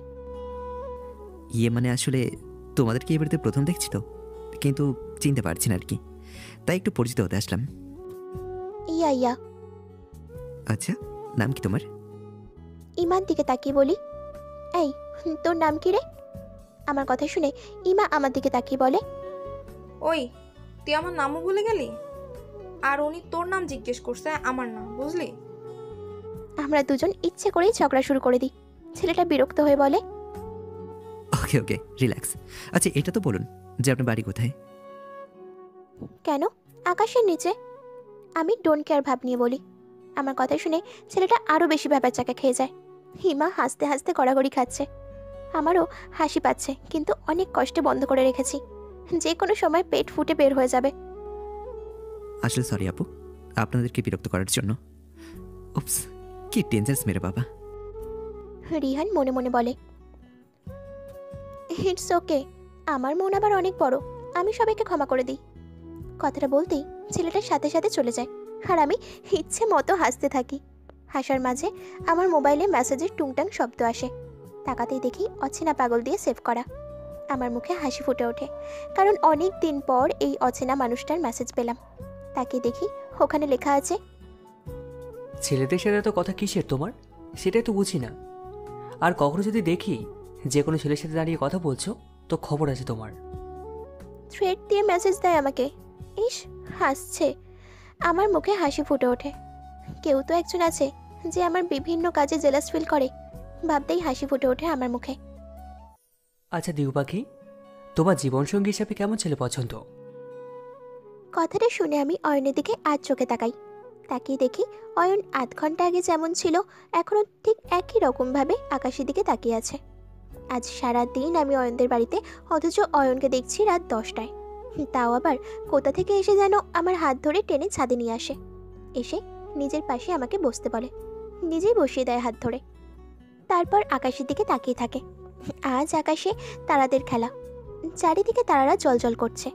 চারদিকের পরিবেশ আমি মুগ্ধ নয়নে দেখছি। শহরের কোলাহল তো আছেই, কিন্তু তার মাঝেও এমন একটা পরিবেশ দেখে আমি মুগ্ধ না হয়ে পারছি না। অয়ন গত আধ ঘন্টা ধরে চুপ করে আকাশের দিকে তাকিয়েছিল। এতক্ষণে তার মুখে একটা কথা শুনলাম মাত্র। আমি অয়নের দিকে তাকিয়ে মুচকে হেসে বলি, আমি আমার জীবনসঙ্গী হিসেবে এমন একজনকে চাই যে আমাকে অনেক ভালোবাসবে, কখনো চোখে হারাতে দেবে না, সব সময় আমার খেয়াল রাখবে। তার থেকে কেয়ার পাওয়ার জন্য প্রয়োজনে আমি কেয়ারলেসও হতে রাজি। সে প্রতিদিন না হলেও সময় পেলেই আমাকে ঘুরতে নিয়ে যাবে। আমার ছোট ছোট আবদারগুলো সব সময় হাসি মুখে পূরণ করবে। আমি ভুল করলে আমাকে শাসন করবে ঠিকই, কিন্তু কখনোই ছেড়ে যাবে না। যে আমার উপর রাগ করলেও আড়ালে আমার খোঁজ নেবে, যত্ন নেবে। মুখে না বললেও চলবে যে ভালোবাসি প্রিয়, কিন্তু কাজে তা প্রকাশ করতে হবে। যে মানুষটা শত কিছু হয়ে গেলেও আমার হাতের বাঁধন ছাড়বে না কখনোই। আর বলবো? অয়ন মুগ্ধ চোখে আমার দিকে তাকিয়ে আছে। ও ভাবতেও পারেনি আমার মনে এমন কিছু আছে। অয়ন মুচকি হেসে বলে, না থাক, আর বলতে হবে না, যতটুকু বলেছ তাতেই না। আচ্ছা এটা বলো তো, তুমি কি করতে পছন্দ করো? গার্ডেনিং। সত্যি?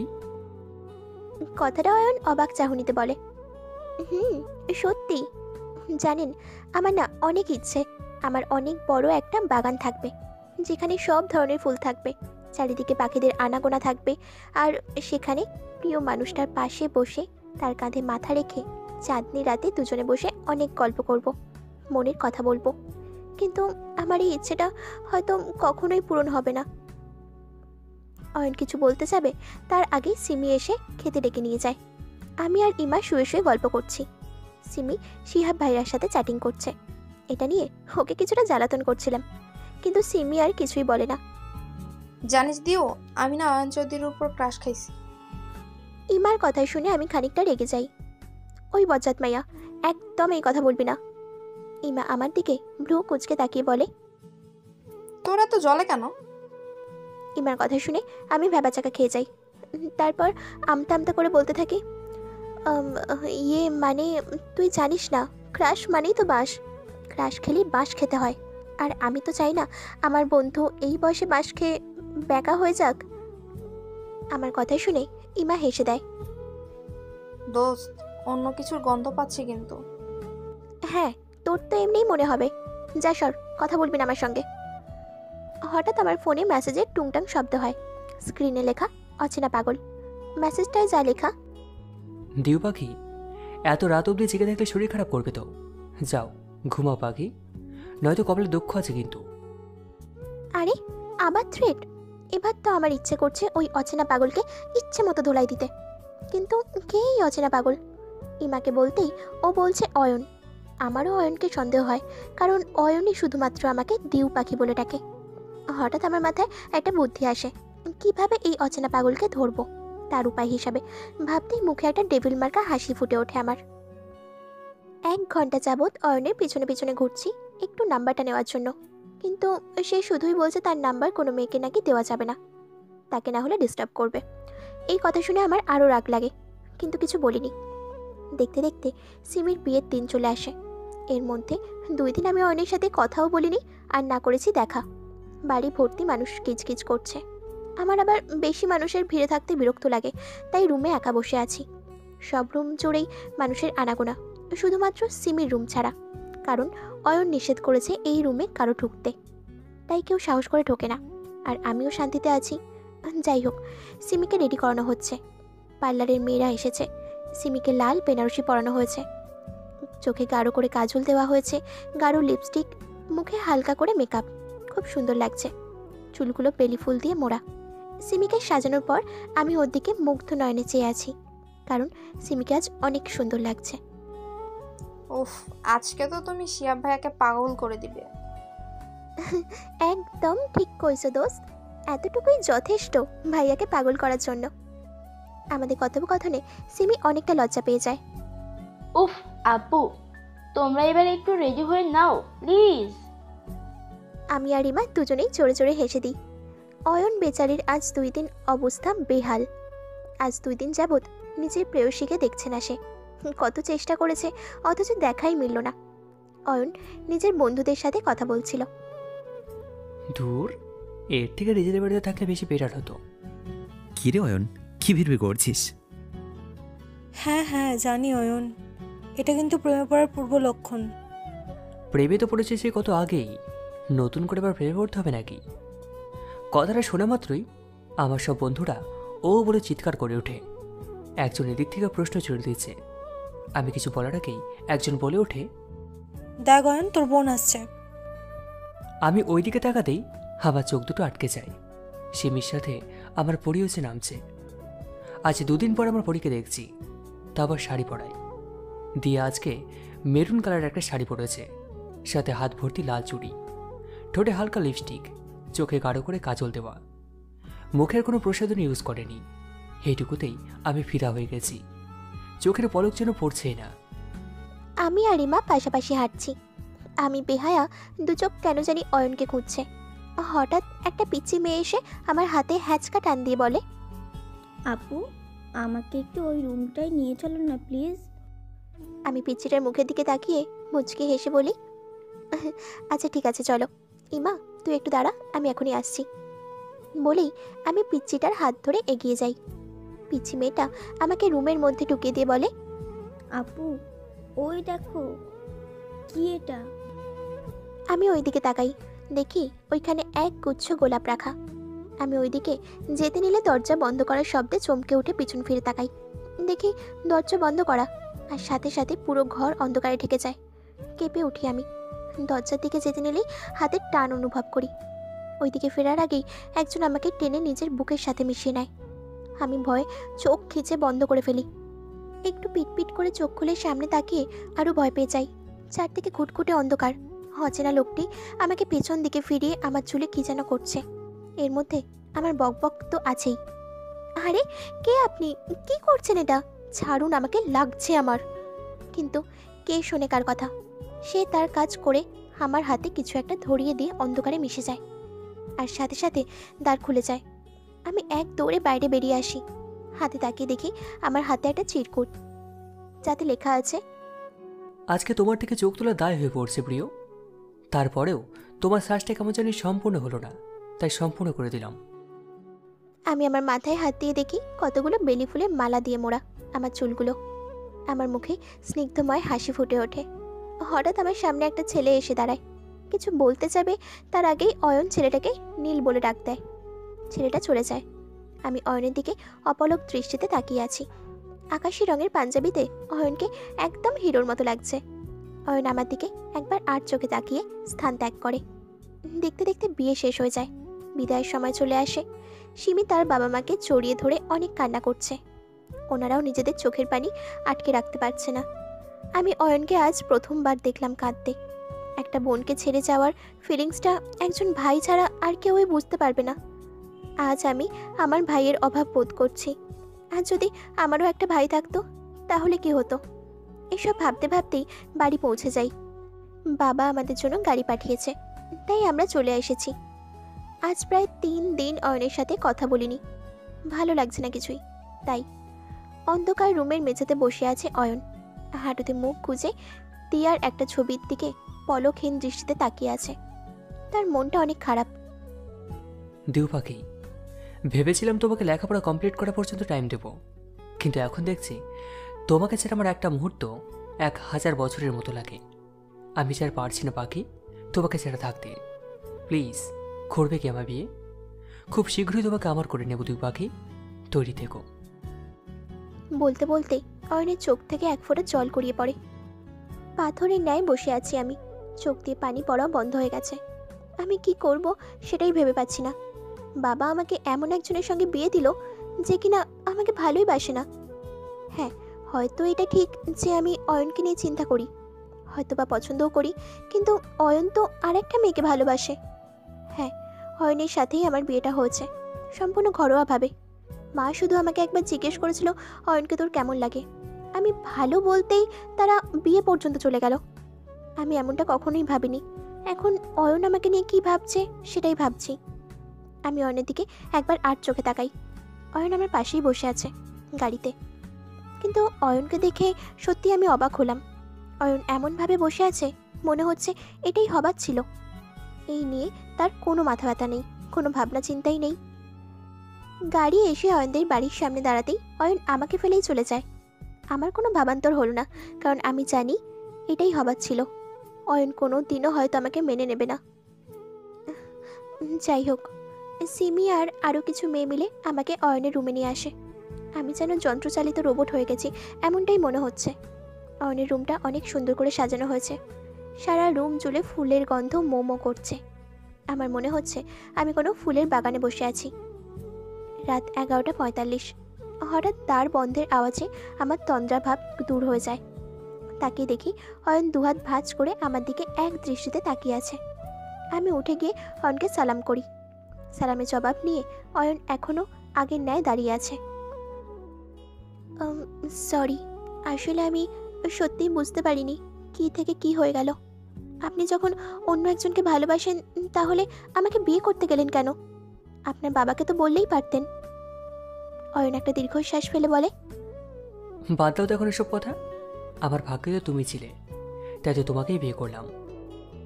সম্পূর্ণ নিজের মতামতের বিরুদ্ধে, তাই তো? দিয়া, আমি যা করেছি নিজের মতামতের ভিত্তিতে করেছি। এখন তুমি কি চেঞ্জ করে ঘুমিয়ে পড়ো? মিথ্যে কথা কেন বলেন আপনি? আমাকে কথা শেষ করতে না দিয়ে অয়ন চিৎকার করে বলে ওঠে, একদম উল্টোপাল্টা কথা বলবে না। তোমাকে যা করতে বলেছি তুমি তাই করো। বলেই অয়ন ব্যালকনিতে চলে যায়। আমি অয়নের চিৎকার শুনে ভয় পেয়ে যাই। অয়নের এমন রিয়াকশনে আমি অবাক হয়ে যাই। যাই হোক, আমি গেলাম। আমাকে ঘুম আপা ডাকছে। রাত 3টে বাজে। সরি দিউ পাখি, তোমাকে কষ্ট দেওয়ার জন্য। তুমি এমনভাবে বলছো মনে হচ্ছে আমি তোমাকে ঘৃণা করি। আরে বাবা, ভালোবাসায় মানুষকে কখনো বুঝে ঘৃণা করা যায়? খুব তাড়াতাড়ি আমি তোমার ভুল ধারণাগুলোকে ভেঙে দেব। হঠাৎ বিয়ে হয়ে যাবে এটা আমার ধারণার বাইরে ছিল। ভেবেছিলাম তোমাকে ভালোবাসি বলবো, তারপর বিয়ে করব। কিন্তু আমার বাবা কেন যে এমন করলেন সেটাই জানি না। যাই হোক, তবুও তুমি শুধুই আমার। অনেক কষ্ট ত্যাগের পর আমি তোমাকে পেয়েছি, আর কোনোদিনও তোমাকে একা হতে দেব না। তোমার ছোট্ট ছোট্ট আবদারগুলো পূরণ করার দায়িত্ব আজকে থেকে আমার। তারপর অয়ন আমার হাতে একটা আংটি পরিয়ে দিয়ে হাতে ভালোবাসার পরশ এঁকে দিয়ে বলে, নতুন জীবনের শুভেচ্ছা তোমাকে দিউ পাখি। বলেই অয়ন আমাকে জড়িয়ে ধরে ঘুমের রাজ্যে পাড়ি জমায়। এই যে মিসেস অয়ন চৌধুরী, এবার তো ওঠেন, আর কত ঘুমাবেন? কারো এই ধরনের কথা শুনে আমি চোখ পিটপিট করে তাকাই। দেখি সিমি হাসি মুখে আমার মাথার কিনারায় বসে আছে। ওকে দেখতেই আমি তাড়াতাড়ি উঠে বসি। চারদিকে তাকিয়ে সব কিছু বোঝার চেষ্টা করছি। তার আগেই সিমি বলে ওঠে, নিজের হবু বরের রুমে আছো তুমি ভাবি? ভাবি? আমি অবাক দৃষ্টিতে সিমির দিকে তাকিয়ে প্রশ্ন করি। কেন কেন? নিজের ভাইয়ের বউকে তাহলে কি বলে ডাকবো আমি? সিমির কথা শুনে আমি চারপাশে আরও একবার তাকিয়ে নিই। মূল উদ্দেশ্য অয়নকে খোঁজা। তাড়াতাড়ি উঠে ফ্রেশ হয়ে না ভাবি, ভাইয়া সহ সবাই নিচে আছে, তুমিও চলো। কথা শেষ করেই সিমি চলে যায়। আমি ফ্রেশ হয়ে এসে দেখি চারিদিকে মেঘে মেঘাচ্ছন্ন। এখনই হয়তো বৃষ্টি নামবে। এমন আবহাওয়া আমার খুব ভালো লাগে। তাই তা অনুভব করার জন্য আমি ছাদে চলে যাই। অয়নের উপরে হালকা রাগ অনুভব করি, কিন্তু পরক্ষণেই ভাবি নিজের ভালোবাসার মানুষকে বিয়ে করতে পারি নাই, তাই হয়তো মন খারাপ। অবশ্যই খারাপ লাগারই কথা। হঠাৎ আকাশ গর্জন করে ওঠে, আর সাথে সাথে বৃষ্টি নামে। অনেকদিন পর এমন বৃষ্টি দেখে লোভ সামলাতে না পারে ভিজতে থাকি আমি। বৃষ্টি নামতে দেখে আমি তাড়াতাড়ি রুমে আসি। যা ভেবেছিলাম ঠিক তাই। দিয়া রুমে নেই, ব্যালকনিতেও নেই, তাহলে থাকতে পারে ছাদে। আমি খুব ভালো করে জানি দিয়া এখন বৃষ্টিতে ভিজবে, তাই আর দেরি না করে আমি ছাদে চলে যাই। যা ভেবেছিলাম ঠিক তাই। দিয়া বৃষ্টিতে ভিজছে। আমি অনেকবার দিয়া বলে ডাকছি, কিন্তু দিয়ার কোনো সারা শব্দ নেই। দিয়া 2 হাত মেরে বৃষ্টিতে ভিজছে। আমি তাড়াতাড়ি গিয়ে দিয়াকে ঝাঁকিয়ে বলি, হাউ ম্যাড দিয়া, কি করছো? চলো এখান থেকে। দিয়া আমার দিকে একবার তাকিয়ে আবার চোখ ফিরিয়ে বলে, ও আপনি তাহলে এসে গেছেন? তাহলে চলুন না, আমরা দুজনে একসঙ্গে ভিজি বৃষ্টিতে।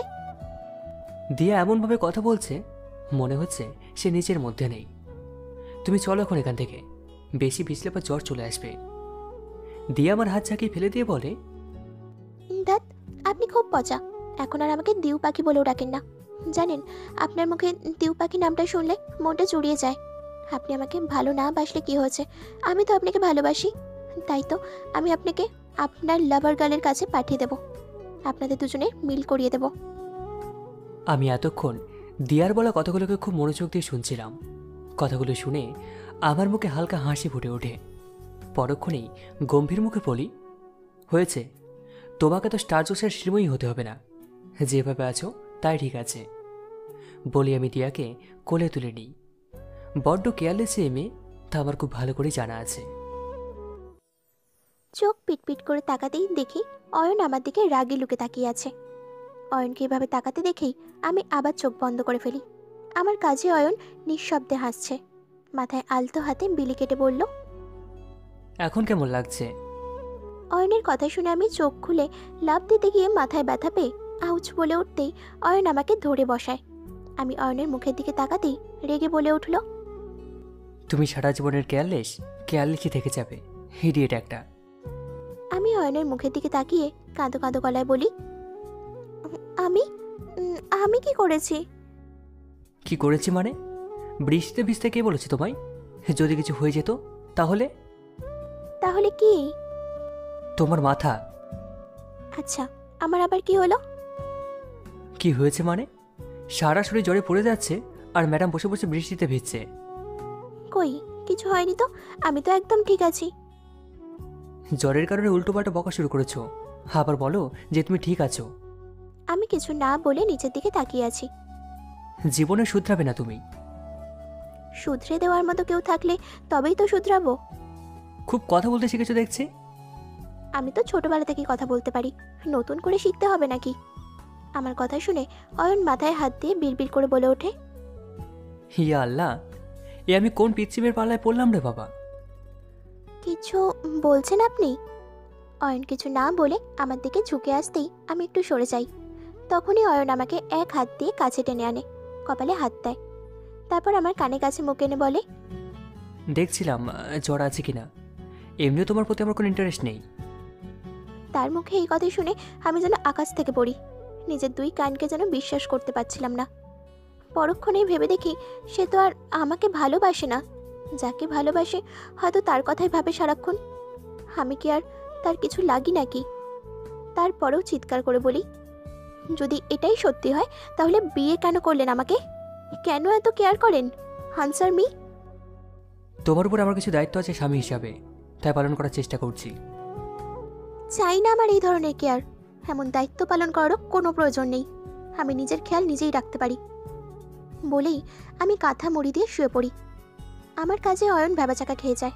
পরক্ষণেই নিজেকে সামলে রুম থেকে বের হয়ে যায়। সারাদিনে আমি আর অয়নের সাথে দেখা করিনি। অনেক কান্না করেছি আজ সারাদিন। অয়নের কিছু কাজে মনে হয়েছিল অয়ন আমাকে ভালোবাসে, কিন্তু আমার ধারণা সত্যিই ভুল ছিল। এটা আমি মেনে নিতে পারিনি, তাই কান্না করেছি। সারাদিনে অয়নকেও আমি আর দেখিনি।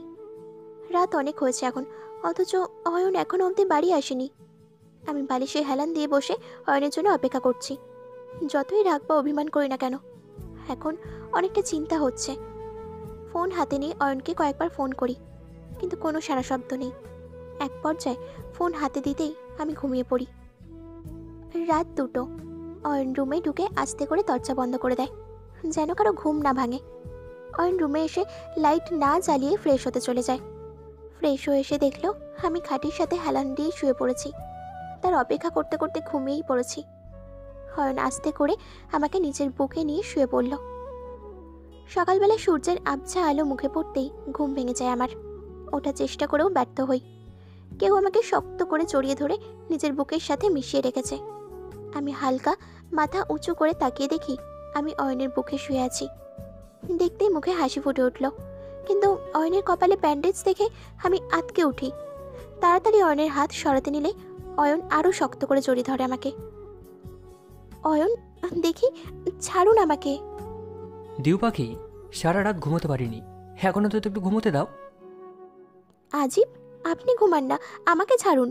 আর আঘাত লেগেছে কি করে আপনার? তোমাকে ছেড়ে আমার ঘুম আসবেও না দিউ পাখি। এমনিতে তো আমার প্রতি আপনার কোনো ইন্টারেস্ট নেই, তাহলে এত কথা বলছেন কেন? আমার কথা শুনে অয়ন আমাকে ছেড়ে দেয়। আমি উঠে বসতেই অয়ন উঠে বসে। তার হাতেও ব্যান্ডেজ করা। এবার আমি আরও ভয় পেয়ে যাই। তার হাত হাতের মুঠোয় নিয়ে বলি, কি হয়েছে আপনার? এত আঘাত লাগলো কি করে? আমি ঘুমোবো, ডিস্টার্ব করবেন আমাকে। আগে বলেন কিভাবে আপনার এত আঘাত লেগেছে? কাল রাতে কিছু লোক ট্রাক বোঝাই করে পেন্সিলে নিচ্ছিল, তাদের সাথে মারামারি করতে গিয়ে হালকা একটু আঘাত লেগেছে দিউ পাখি। এইভাবে কেউ মারামারি করে? লাল তেলাপোকা, নীল কুমিরের বাচ্চা, এক লাথি দিয়ে উগান্ডায় পাঠিয়ে দিতে ইচ্ছা করছে। তোদের যদি সামনে পাই একবার, তাহলে ডিসুম ডিসুম করে দিতাম। কুত্তা। আমার দিকে অয়ন বড় বড় চোখ করে তাকিয়ে আছে। কার চতুর্গুষ্টি উদ্ধার করছো? যাদের কারণে আপনার এই অবস্থা হলো তাদেরকে। আমার কথা শুনে অয়ন ফিক করে হেসে দেয়। আমি না কোনোদিন নীল কুমির দেখিনি, আমাকে একটু দেখাবে প্লিজ? কথা শেষ করেই অয়ন হাসতে থাকে। অয়ন কিভাবে হাসতে দেখে তার মুখে বালিশ ছুঁড়ে মারি। তাতে তার হাসির শব্দ আরও দ্বিগুণ হলো। আমি ভেঙচি কেটে ওয়াশরুমে চলে যাই। ফ্রেশ হয়ে এসে আমি সত্যকতার সহিত অয়নের আঘাতগুলোতে ড্রেসিং করে নতুন করে ব্যান্ডেজ করে দিই। এর মধ্যেই অয়ন ঘুমিয়ে গেছে। জানলার ধারে বসে শীতল বাতাস অনুভব করছি। আমার পাশেই অয়ন ড্রাইভ করছে। উদ্দেশ্য আমাদের বাড়ি যাওয়া। যদিও অয়ন আসতে রাজি ছিল না, তবুও আমি একা যাব বলতেই রাজি হয়ে যায়। মাঝে মাঝে এই অয়নকে আমার একদম অচেনা মনে হয়। কিভাবে এত রং বদলাতে পারে নিজেই জানি না। মাঝে মাঝে অয়নের কেয়ার দেখে ভাবি হয়তো ভালোবাসে। আবার কিছু কথা শুনে মনে হয় অয়ন আমাকে সহ্যই করতে পারে না। মাঝে মধ্যে নিজেই নিজের কাছে বড্ড অচেনা মনে হয়। আমি অয়নের দিকে আর চোখে তাকিয়ে আবার চোখ ফিরিয়ে জানলায় নিবদ্ধ করি। মিসেস অয়ন চৌধুরী, হঠাৎ এত চুপচাপ কেন? অয়নের মুখে এই কথা শুনে চমকে উঠে তার দিকে তাকাই। তার দৃষ্টি এখনো সামনে নিবদ্ধ। মানে কি? আমি আপনার মিসেস? আমার কথা শুনে অয়ন আমার দিকে আর চোখে তাকায়। মানে? বুঝেও না বোঝার বান করে বলে, অবশ্যই। মানবেন কেন? আমার প্রতি তো আপনার কোনো ইন্টারেস্টই নেই। এক কাজ করেন, আমাকে বরং এখানেই ফেলে আপনি বাড়ি চলে যান, আর গিয়ে বলেন দিয়া মরে গেছে, আর কখনো ফিরে আসবে না। আসলেই আমি আর কখনো ফিরে যাব না আপনার কাছে। যদি আমি কথা শেষ করার আগেই অয়ন জোরে ব্রেক কষে। আমি হুমড়ি খেয়ে পড়তে নিলে অয়ন আমার কোমর ধরে টেনে নিজের সাথে মিশিয়ে নেয়, আর শার্ট খিমচে ধরি আমি। সে আমার দিকে রাগী লুক দিয়ে তাকিয়ে বলে, হিডিয়েট একটা। শুধুমাত্র তোমার জন্য আমি কতদিন অপেক্ষা করেছি তার হিসেব নেই। শুধুমাত্র তুমি নামক জিনিসটাকে আপন করে পাওয়ার জন্য আমাকে কত কি করতে হয়েছে তাকে তুমি জানো। আর যখন এত কিছুর বিনিময়ে শুধু তোমাকে পেলাম, এখন বলছো ছেড়ে চলে যাবে তুমি। তুমি আমার অর্ধাঙ্গিনী। আমার শরীরের প্রতিটা রক্তের শিরায় উপশিরায় শুধু তোমার নাম লেখা রয়েছে। তুমি নামক বস্তুরা ছাড়া একটা মুহূর্ত চলতে পারি না। আর আজ তুমি এই কথা বলছো? চিৎকার করে কথাগুলো বলে অয়ন। তার কথা শুনে আমি পুরোই শকড। হাঁ করে তাকিয়ে আছি আমি তার দিকে। তার বলা কথাগুলো কি বিশ্বাস করার মতন? সে আমাকে ওইভাবেই ধরে রেখে বলে, সেদিন জাস্ট মজা করে আমি তোমাকে বলেছিলাম তোমার প্রতি আমার কোনো ইন্টারেস্ট নেই। আসলে তা কি সত্যি? তোমার কি মনে হয় যে মেয়েকে দেখার পর আমি নিজের মধ্যে থাকতে পারি না, একটা নেশা কাজ করে, তার প্রতি কিভাবে? দিউপাখি, তুমি বিশ্বাস করবে না অয়ন নামক মানুষটার কাছে তুমি ঠিক কতটা দামি। নিজের থেকেও তোমাকে আমি বেশি করে চাই। বলে অয়ন আমাকে আরও কাছে টেনে নিয়ে জড়িয়ে ধরে। তার কথা শুনে আমি আপাতত ছোটোখাটো কোনো একটা কোমায় চলে গেছি। সে আমার ঘাড়ে ভালোবাসার পরশ এঁকে দিয়ে আমাকে ডাকে, দিউপাখি, দিউপাখি। হালকা ধাক্কা দিয়ে অয়ন ডাকে আমাকে। তার ধাক্কায় আমার হুঁশ আসে। হঠাৎ আমি তার থেকে নিজেকে ছাড়িয়ে নিয়ে বলি, আপনি আমাকে এভাবে জড়িয়ে ধরলেন কেন? আর কি বলছিলেন আপনি এতক্ষণ? সে আমার দুই হাতে তার দুই হাত রেখে কোমল কণ্ঠে বলে, দিউপাখি, আমি এতক্ষণ যা বলেছি তার কিছুই তুমি বোঝোনি বা শুনোনি। আমি তার দুই হাত আমার গাল থেকে নামিয়ে ঝাঁঝালো কণ্ঠে বলি, না শুনিনি, কিচ্ছু শুনিনি। নিজের মতো এভাবে বকবক করলে কে শুনবে আপনার কথা? সে আবারও কোমল কণ্ঠে বলে, কি হয়েছে তোমার দিয়া? প্লিজ বলো আমাকে, তোমার কথা কষ্ট হচ্ছে? কষ্ট হবে কেন? আজীব। তাহলে কি হয়েছে তোমার? বলো আমাকে। বলবো? হ্যাঁ বলো, কি হয়েছে তোমার? আমার আপনার সাথে থাকতে বিরক্ত লাগছে। প্লিজ গাড়ি চালান আর তাড়াতাড়ি বাড়ি চলুন। যতক্ষণ থাকবো মাথা নষ্ট হয়ে যাবে আমার। আমার কথা শুনে সে চমকে উঠে আমার দিকে তাকায়। চোখ মুখ দেখেই বোঝা যাচ্ছে প্রচুর কষ্ট পেয়েছে। আমিও মজা নিতে থাকি। বেটা বহুত চালিয়েছে আমাকে, এখন আমার পালা। আর সব কথাই আমি শুনেছি, আর খুব ভালো করেই শুনেছি, আর বুঝেওছি। কিন্তু এখন আমার পালা, তাই অভিনয় করছি। বেটা ভালো যখন বাসিস তাহলে সেটা আগে বলতে কি হয়েছিল? খামোখা আমি এত কষ্ট পেতাম না। এবার বোঝো ঠেলা। সে আমার দিকে একবার তাকিয়ে দীর্ঘশ্বাস ফেলে গাড়ি স্টার্ট করে। বাসায় আসার পর থেকে আমি আর অয়নের সামনে বেশি একটা আসি যাইনি। কাজ ছাড়া কোনো কথাও বলিনি। যদিও সে বারবার চেয়েছিল কথা বলতে, কিন্তু আমি পাত্তা দিইনি। শেষে সে ক্লান্ত হয়ে ঘুমিয়ে পড়েছে। আমি তার পাশে এসে বসে তার মুগ্ধ করা চুলগুলোতে বিলি কেটে দিই। আমার মুখে হাসি ফুটে ওঠে। আমি কখনোই ভাবিনি মিস্টার বজ্রার বর যে আপনি আমাকে ভালোবাসেন। ইয়াহু, ভাবতেই আমার লুঙ্গি ডান্স দিতে ইচ্ছে করছে। আমি কিনা তার ভালোবাসা সে কত আগে থেকেই পাচ্ছি, আর সে আমার সাথে নাকি মজা করে। উফ, ভাবতেই অবাক লাগছে। অয়ন হালকা একটু নড়ে উঠতেই আমি সরে যেতে নিলেই সে আমাকে ধরে নেয়। আমি চোখ বড় বড় করে তার দিকে তাকাই।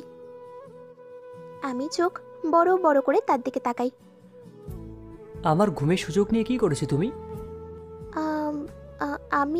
আমি কেন আপনার ঘুমের সুযোগ নিতে যাব? আমি তো দেখতে এসেছিলাম যে আপনি ঘুমাচ্ছেন কিনা।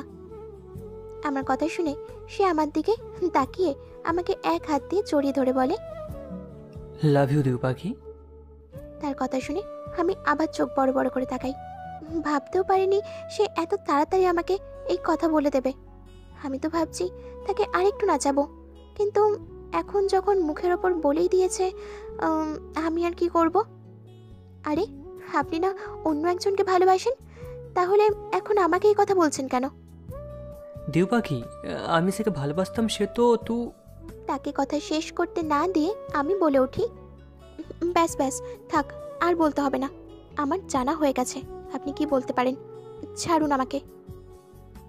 বলেই তাকে ধাক্কা দিয়ে সরিয়ে দিই আমি। আমার এই কাজে সে আরও বেশি কষ্ট পেয়েছে। রাতের আকাশে মেঘের খেলা দেখতে ব্যস্ত আমি। আপাতত অন্য কোনো দিকে মন নেই আমার। অনেকক্ষণ যাবৎ এখানে দাঁড়িয়ে আছি। অয়ন বাসায় নেই, কোনো একটা কাজে বের হয়েছে সেই কখন, কিন্তু এখনো পর্যন্ত তার কোনো খবর নেই। সে আমার উপর অনেক রেগে আছে মনে হয়, হয়তোবা আমার আশেপাশে থাকলে কষ্ট পাবে, তাই বাসা থেকে বের হয়ে গেছে। তার সাথে এমন ব্যবহার করার পর আমার নিজের কাছেও ভালো লাগছে না। অনেক ভেবেচিন্তে সিদ্ধান্ত নিলাম, স্বামী যখন আমার আর ভালোবাসি যখন বলেই দিল, তাহলে আর তাকে দূরে সরিয়ে রেখে লাভ কি? এমনিতেও আমার মতো বউ যখন তার কপালে জুটল, তবে তো সে শান্তিতে থাকতেই পারবে না, জ্বালিয়েই মারবো তাকে। কথাটা ভাবতেই মুখে হাসি ফুটে ওঠে আমার। হঠাৎ পেটে কারো শীতল স্পর্শে কেঁপে উঠি আমি। বুঝলাম সে ফিরে এসেছে। তার স্পর্শগুলো চোখ বন্ধ করে অনুভব করতে থাকি। এক পর্যায়ে সে আমার চুলের মাঝে ডুব দেয়। এক সময় সে কাঁপা কাঁপা গলায় বলে ওঠে, কি হয়েছে তোমার দিউ পাখি? কেন আমাকে এভাবে কষ্ট দিচ্ছ? আর কেনই বা আমাকে এভাবে দূরে সরিয়ে রাখছো? তার কথা শুনে আমার মুখে হাসি ফুটে ওঠে। আমি কিছু না বলে তার বাঁধন থেকে নিজেকে ছাড়িয়ে নিয়ে তার দিকে ফিরে দাঁড়াই, আর তার দুই কাঁধে আমার দুই হাত রেখে ঝাঁঝালো কণ্ঠে বলি, আপনার প্রথম অপরাধ আমাকে ভালোবাসেন, তারপরেও বলেননি কেন? দ্বিতীয় অপরাধ, কথায় কথায় মেসেজ করে আমাকে থ্রেট দেন কেন? আর আপনি সবচেয়ে বড় ভুল করেছেন আমাকে বিয়ে করে। জ্বালিয়ে মারবো আমি আপনাকে এবার। আমার কথা শুনে সে ফিক করে হেসে দেয়। ভেবেছিলাম আমার ঝাঁঝালো কণ্ঠ শুনে ভয় পেয়ে যাবে, কিন্তু তা না করে সে হেসে দিল। উফ, কেমন যে লাগছে আমার। হঠাৎ অয়ন আমার কোমর জড়িয়ে আমাকে তার আরও কাছে টেনে নিয়ে বলে, তোমার আগুনে চলেই তো আমি উঠতে চাই। তার কথা শুনে আমি চোখ পিটপিট করে কিছুক্ষণ তার দিকে তাকিয়ে থাকি। আজ আমার তাকে অনেক কিউট লাগছে। চোখগুলো ফোলা ফোলা, চোখে নিচে কালো দাগ পড়ে আছে, মুখে নজর কাড়া হাসি সারাক্ষণ বিদ্যমান থাকে। আর এই হাসিটাতেই যে পাগল হয়ে যাচ্ছি আমি। আপনি কান্না করছেন? আমার কথা শুনে সে আমাকে ছেড়ে দেয় আর অন্যদিকে ঘুরে দাঁড়ায়, কিন্তু আমার প্রশ্নের কোনো উত্তর দেয় না। আমি তাকে এক হাত দিয়ে আমার দিকে ফিরিয়ে বুকে দুই হাত ভাঁজ করে বলি, কি হলো, আনসার মি। সে আমার দিকে কিছুক্ষণ তাকিয়ে থাকে, তারপর বলে, কান্না কখন করলাম? আজীব তো। আপনার চোখ মুখ আমাকে জানান দিচ্ছে আপনি কান্না করছেন। তারপর গিয়ে কতদিন যাবৎ ঠিক মতো ঘুমান না, সত্যি করে বলুন তো। পাশে সুন্দরী বউ শুয়ে থাকলে তার দিকে যদি সারা রাত তাকিয়ে নির্ঘুমে কাটিয়ে দিই, তাহলে তো চোখের নিচে কালো দাগ পড়বেই। তার কথা শুনে আমি হাঁ করে তার দিকে তাকিয়ে আছি। বলে কি এসব সে? ইয়া আল্লাহ। আমি তার দিকে আর চোখে তাকিয়ে বলি, আমি ঘুরতে যাব। আমার কথা শুনে যেন আকাশ থেকে পড়ল। আমার দিকে অবাক চাহনি নিক্ষেপ করে বলল, পাগল নাকি তুমি? রাত 11টা বাজে এখন, ভয় করে না কথা বলতে? আমি তার দিকে তাকিয়ে বিরক্তিকর নিঃশ্বাস ফেলে বলি, উফ, আপনি যখন আমার সাথে আছেন তাহলে ভয় পাবো কেন? আর এমনিতেও আমি জানি আপনি জীবনের শেষ মুহূর্ত পর্যন্ত যে প্রোটেক্ট করবেন আমাকে, সেটা ভালো মতোই জানি। আমার কথা শুনে সে কিছু বলেনি, শুধু মুচকি হেসেছিল। ল্যাম্পপোস্টের নিচে একটা বেঞ্চিতে আমি আর অয়ন পাশাপাশি বসে আছি। আমার হাতে আইসক্রিম, দুই হাতে দুইটা। আমি তার দিকে একটা আইসক্রিম ধরে বলি, এই যে মিস্টার স্বামী, খাবেন? সে আমার দিকে অবাক চাহনিতে কিছুক্ষণ তাকিয়ে থেকে ফিক করে হেসে দেয়। হয়তো তাকে মিস্টার স্বামী বলাতে হেসে দিয়েছে। সে আমার হাত থেকে একটা এইটু আইসক্রিম হাতে নিয়ে খেতে শুরু করে। আকস্মিক এমন হওয়ায় পুরো ঘটনাটা বুঝতে আমার একটু সময় লেগে যায়। যখন বুঝলাম কি হচ্ছে, তখন নিজেই হেসে নিজেকে বলে উঠি, বুঝলি দিয়া, শুনলাম বউয়ের এটো জিনিস খেলে ভালোবাসা বাড়ে। এখন যদি তোর কপাল ভালো হয় তাহলে সেটাই হবে। আমার কথা শুনে সেও জোরে জোরে হেসে দেয়। আমার দিউ পাখির কপাল এমনিতে অনেক ভালো, বুঝলে? সেটা তোমাকে নতুন করে বলতে হবে না। শুধু অনেক কপালটাই খারাপ, আজ পর্যন্ত সে বউয়ের ভালোবাসা পেল না। তার কথা শুনে আমি তাকে ভেঙচি কেটে বলি, আপনার কপাল খারাপ হতে পারে, কিন্তু আমার অয়নের কপাল অনেক ভালো। খারাপ শুধু এতটুকুই যে সে তার কপালে একটা ঝগড়াটে বউ পেয়েছে, যে তার সাথে সারাক্ষণ শুধু ঝগড়াই করবে। অয়ন কিছুক্ষণ নিস্তব্ধ হয়ে আমার দিকে তাকিয়ে থাকে। আমার মুখে আমার অয়ন শুনে তার মুখে যেন বিশ্বজয়ের হাসি ফুটে উঠেছে। আমি তো ছোটবেলা হতে এটাই চাইতাম, আমার কপালে ছিল একটা ঝগড়াটে বউ জুটুক। এখন দেখছি তা কবুল হয়েছে। তার কথা শুনে আমি হেসে উঠি। আর অয়ন আমার দিকে এক দৃষ্টিতে তাকিয়ে থাকে। তারপর আমার কপালে অবাধ্য চুলগুলোকে কানের পাশে সরিয়ে দিয়ে বলে, তোমার এই হাসি মাখা মুখ দেখে যেন সারা জীবনটা পার করে দিতে পারি। সূর্যের মৃদু আলো চোখে পড়তেই আমার ঘুম ভেঙে যায়। ঘুম ভাঙতেই আমার বুকে ভারী কিছু অনুভব করি। চোখ খুলে দেখি আমার বুকে আমার দিউ পাখি ঘুমিয়ে আছে। এটা দেখেই আমার কাল রাতের কথা মনে পড়ে যায়। কাল রাতে দিয়া আমার সাথে গল্প করতে করতে আমার কাঁধে মাথা রেখে ঘুমিয়ে পড়ে। তারপর আমি আর দিয়াকে না তুলে কোলে করে বাড়িতে নিয়ে আসি। ভাবতেই আমি মুচকি মুচকি হাসি। ঘুমন্ত অবস্থায় দিয়াকে যে কী কিউট লাগে তাই দেখছি আমি। তোমাকে এভাবে দেখে দেখে যেন আমার দিনটা শেষ হয়ে যায় মায়াবিনী। কথাটা বলেই আমি দিয়ার কপালে একটা ভালোবাসার পরশ এঁকে দিই।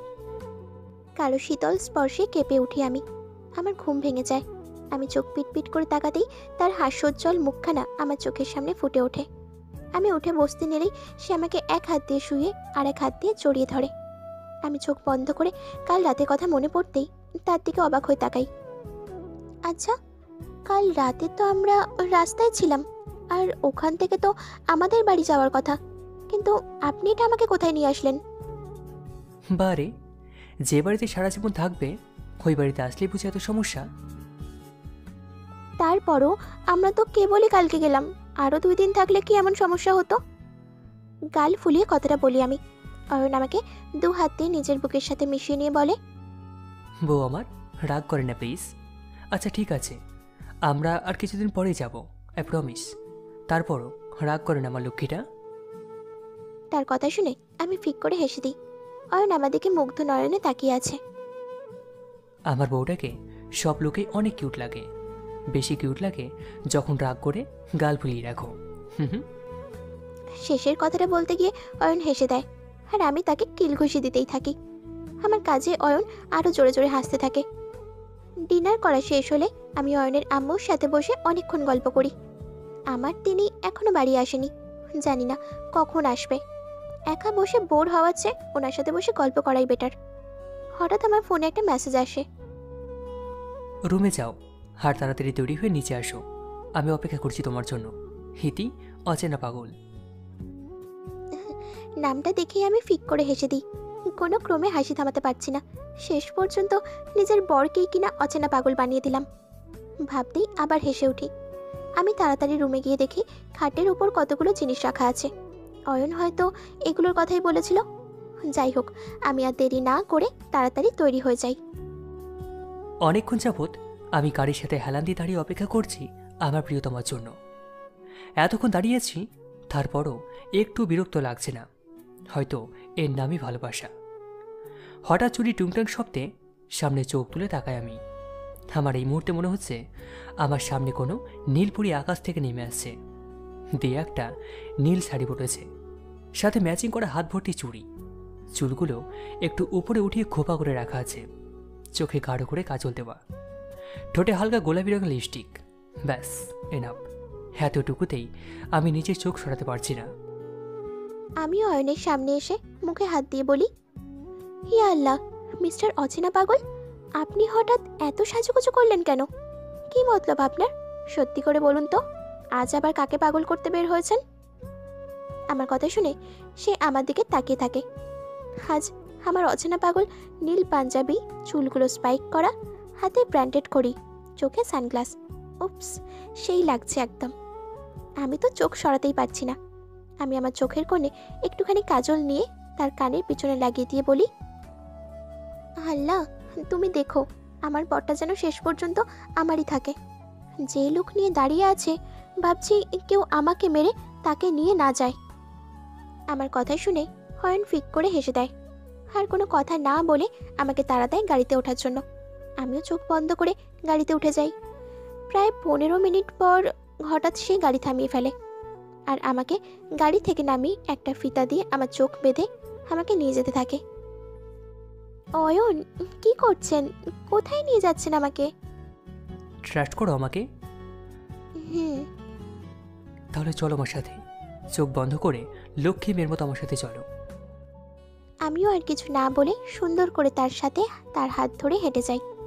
সে অনেক সাবধানতার সাথে আমাকে নিয়ে যায়। এক সময় আমার চোখের বাঁধন খুলে দেয়। আমি চোখ বন্ধ করে ফেলি। চোখে ঝাপসা দেখছি, কিন্তু ভালো করে তাকাতেই আমি বিস্ময়ে হাঁ হয়ে যাই। নিজের চোখকেই যেন বিশ্বাস করতে পারছি না আমি। আমি একটা সুন্দর ফুলের বাগানের মাঝখানে দাঁড়িয়ে আছি। আমার চারপাশে বিভিন্ন ধরনের ফুলে ভরপুর। এখানে মনে হয় সব ধরনের ফুল রয়েছে। চারদিক থেকে পাখির কিচিরমিচির শব্দ আসছে। মৌমাছিরা ফুলের ওপর বসে মধু খাচ্ছে। আমি আনন্দে মুখে হাত দিয়ে দাঁড়িয়ে আছি।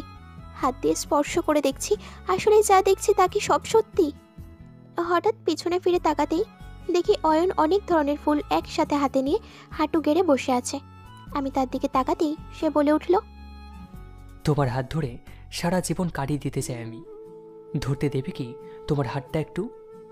তোমার মুখের হাসির কারণ হয়ে থাকতে চাই সবসময়। হতে দেবে কি তোমার হাসির কারণ প্রিয়? তোমার সুখের অংশীদার হতে চাই প্রিয়। হতে দেবে কি তোমার সুখের অংশীদার? তোমার চোখের জল সবসময় মুছে দিতে চাই। তোমার পাশে থাকতে চাই সারা জীবন আমি। রাখবে কি সারা জীবন তোমার পাশে আমাকে? তোমার ছোট্ট ছোট্ট ইচ্ছেগুলো সবসময় পূরণ করতে চাই আমি। সেই সুযোগ কি তুমি আমাকে দেবে? তোমার অচেনা পাগল হয়ে তোমার পাশে থাকতে চাই দিউবাগি। তার কথা শুনে আমার চোখ থেকে এক ফোঁটা জল গড়িয়ে পড়ে। সে উঠে দাঁড়িয়ে আমার চোখের পানি জোড়া মুছে দেয়, আর এক হাতে আমাকে জড়িয়ে ধরে। আমি অয়নকে দুই হাতে জড়িয়ে ধরে কান্না করে দিই। আজ আমার সব কান্না সুখের কান্না। আমি আমার মনের মতো মানুষ খুঁজে পেয়েছি আমার অচেনা পাগলটাকে। এই দিউবাগি, আমি কিন্তু আমার প্রশ্নের উত্তরগুলো এখনো পাইনি। আপনি জানেন না আপনার উত্তর কি হতে পারে? তারপরও তোমার মুখ থেকে একটি বারের জন্য শুনতে চাই আমি। তার কথা শুনে আমি মাথা নাড়াই, যার অর্থ হ্যাঁ। তারপর সে আমার হাত ধরে এগিয়ে গিয়ে একটা বেঞ্চিতে বসে। খোলা আকাশের নিচে তার কাঁধে মাথা রেখে তার সাথে গল্পতে মেতে উঠি আমি। আমার সব হাসি আর কান্নার কারণ তাকে বানাতে চাই। আমাদের এই সুখের একমাত্র সাক্ষী রেখেছি চাঁদকে। আমার স্বপ্নপুরীতে বসে আমার মনের মানুষের কাঁধে মাথা রেখে গল্প করার স্বপ্ন আজ পূরণ হলো। হয়তো এইভাবেই আমার সব স্বপ্নগুলো পূরণ করবে আমার এই অচেনা পাগল। আর এই যে আপনাদের বলছি, আমার আর আমার এই অচেনা পাগলের সুখের সংসারে কেউ নজর দেবেন না।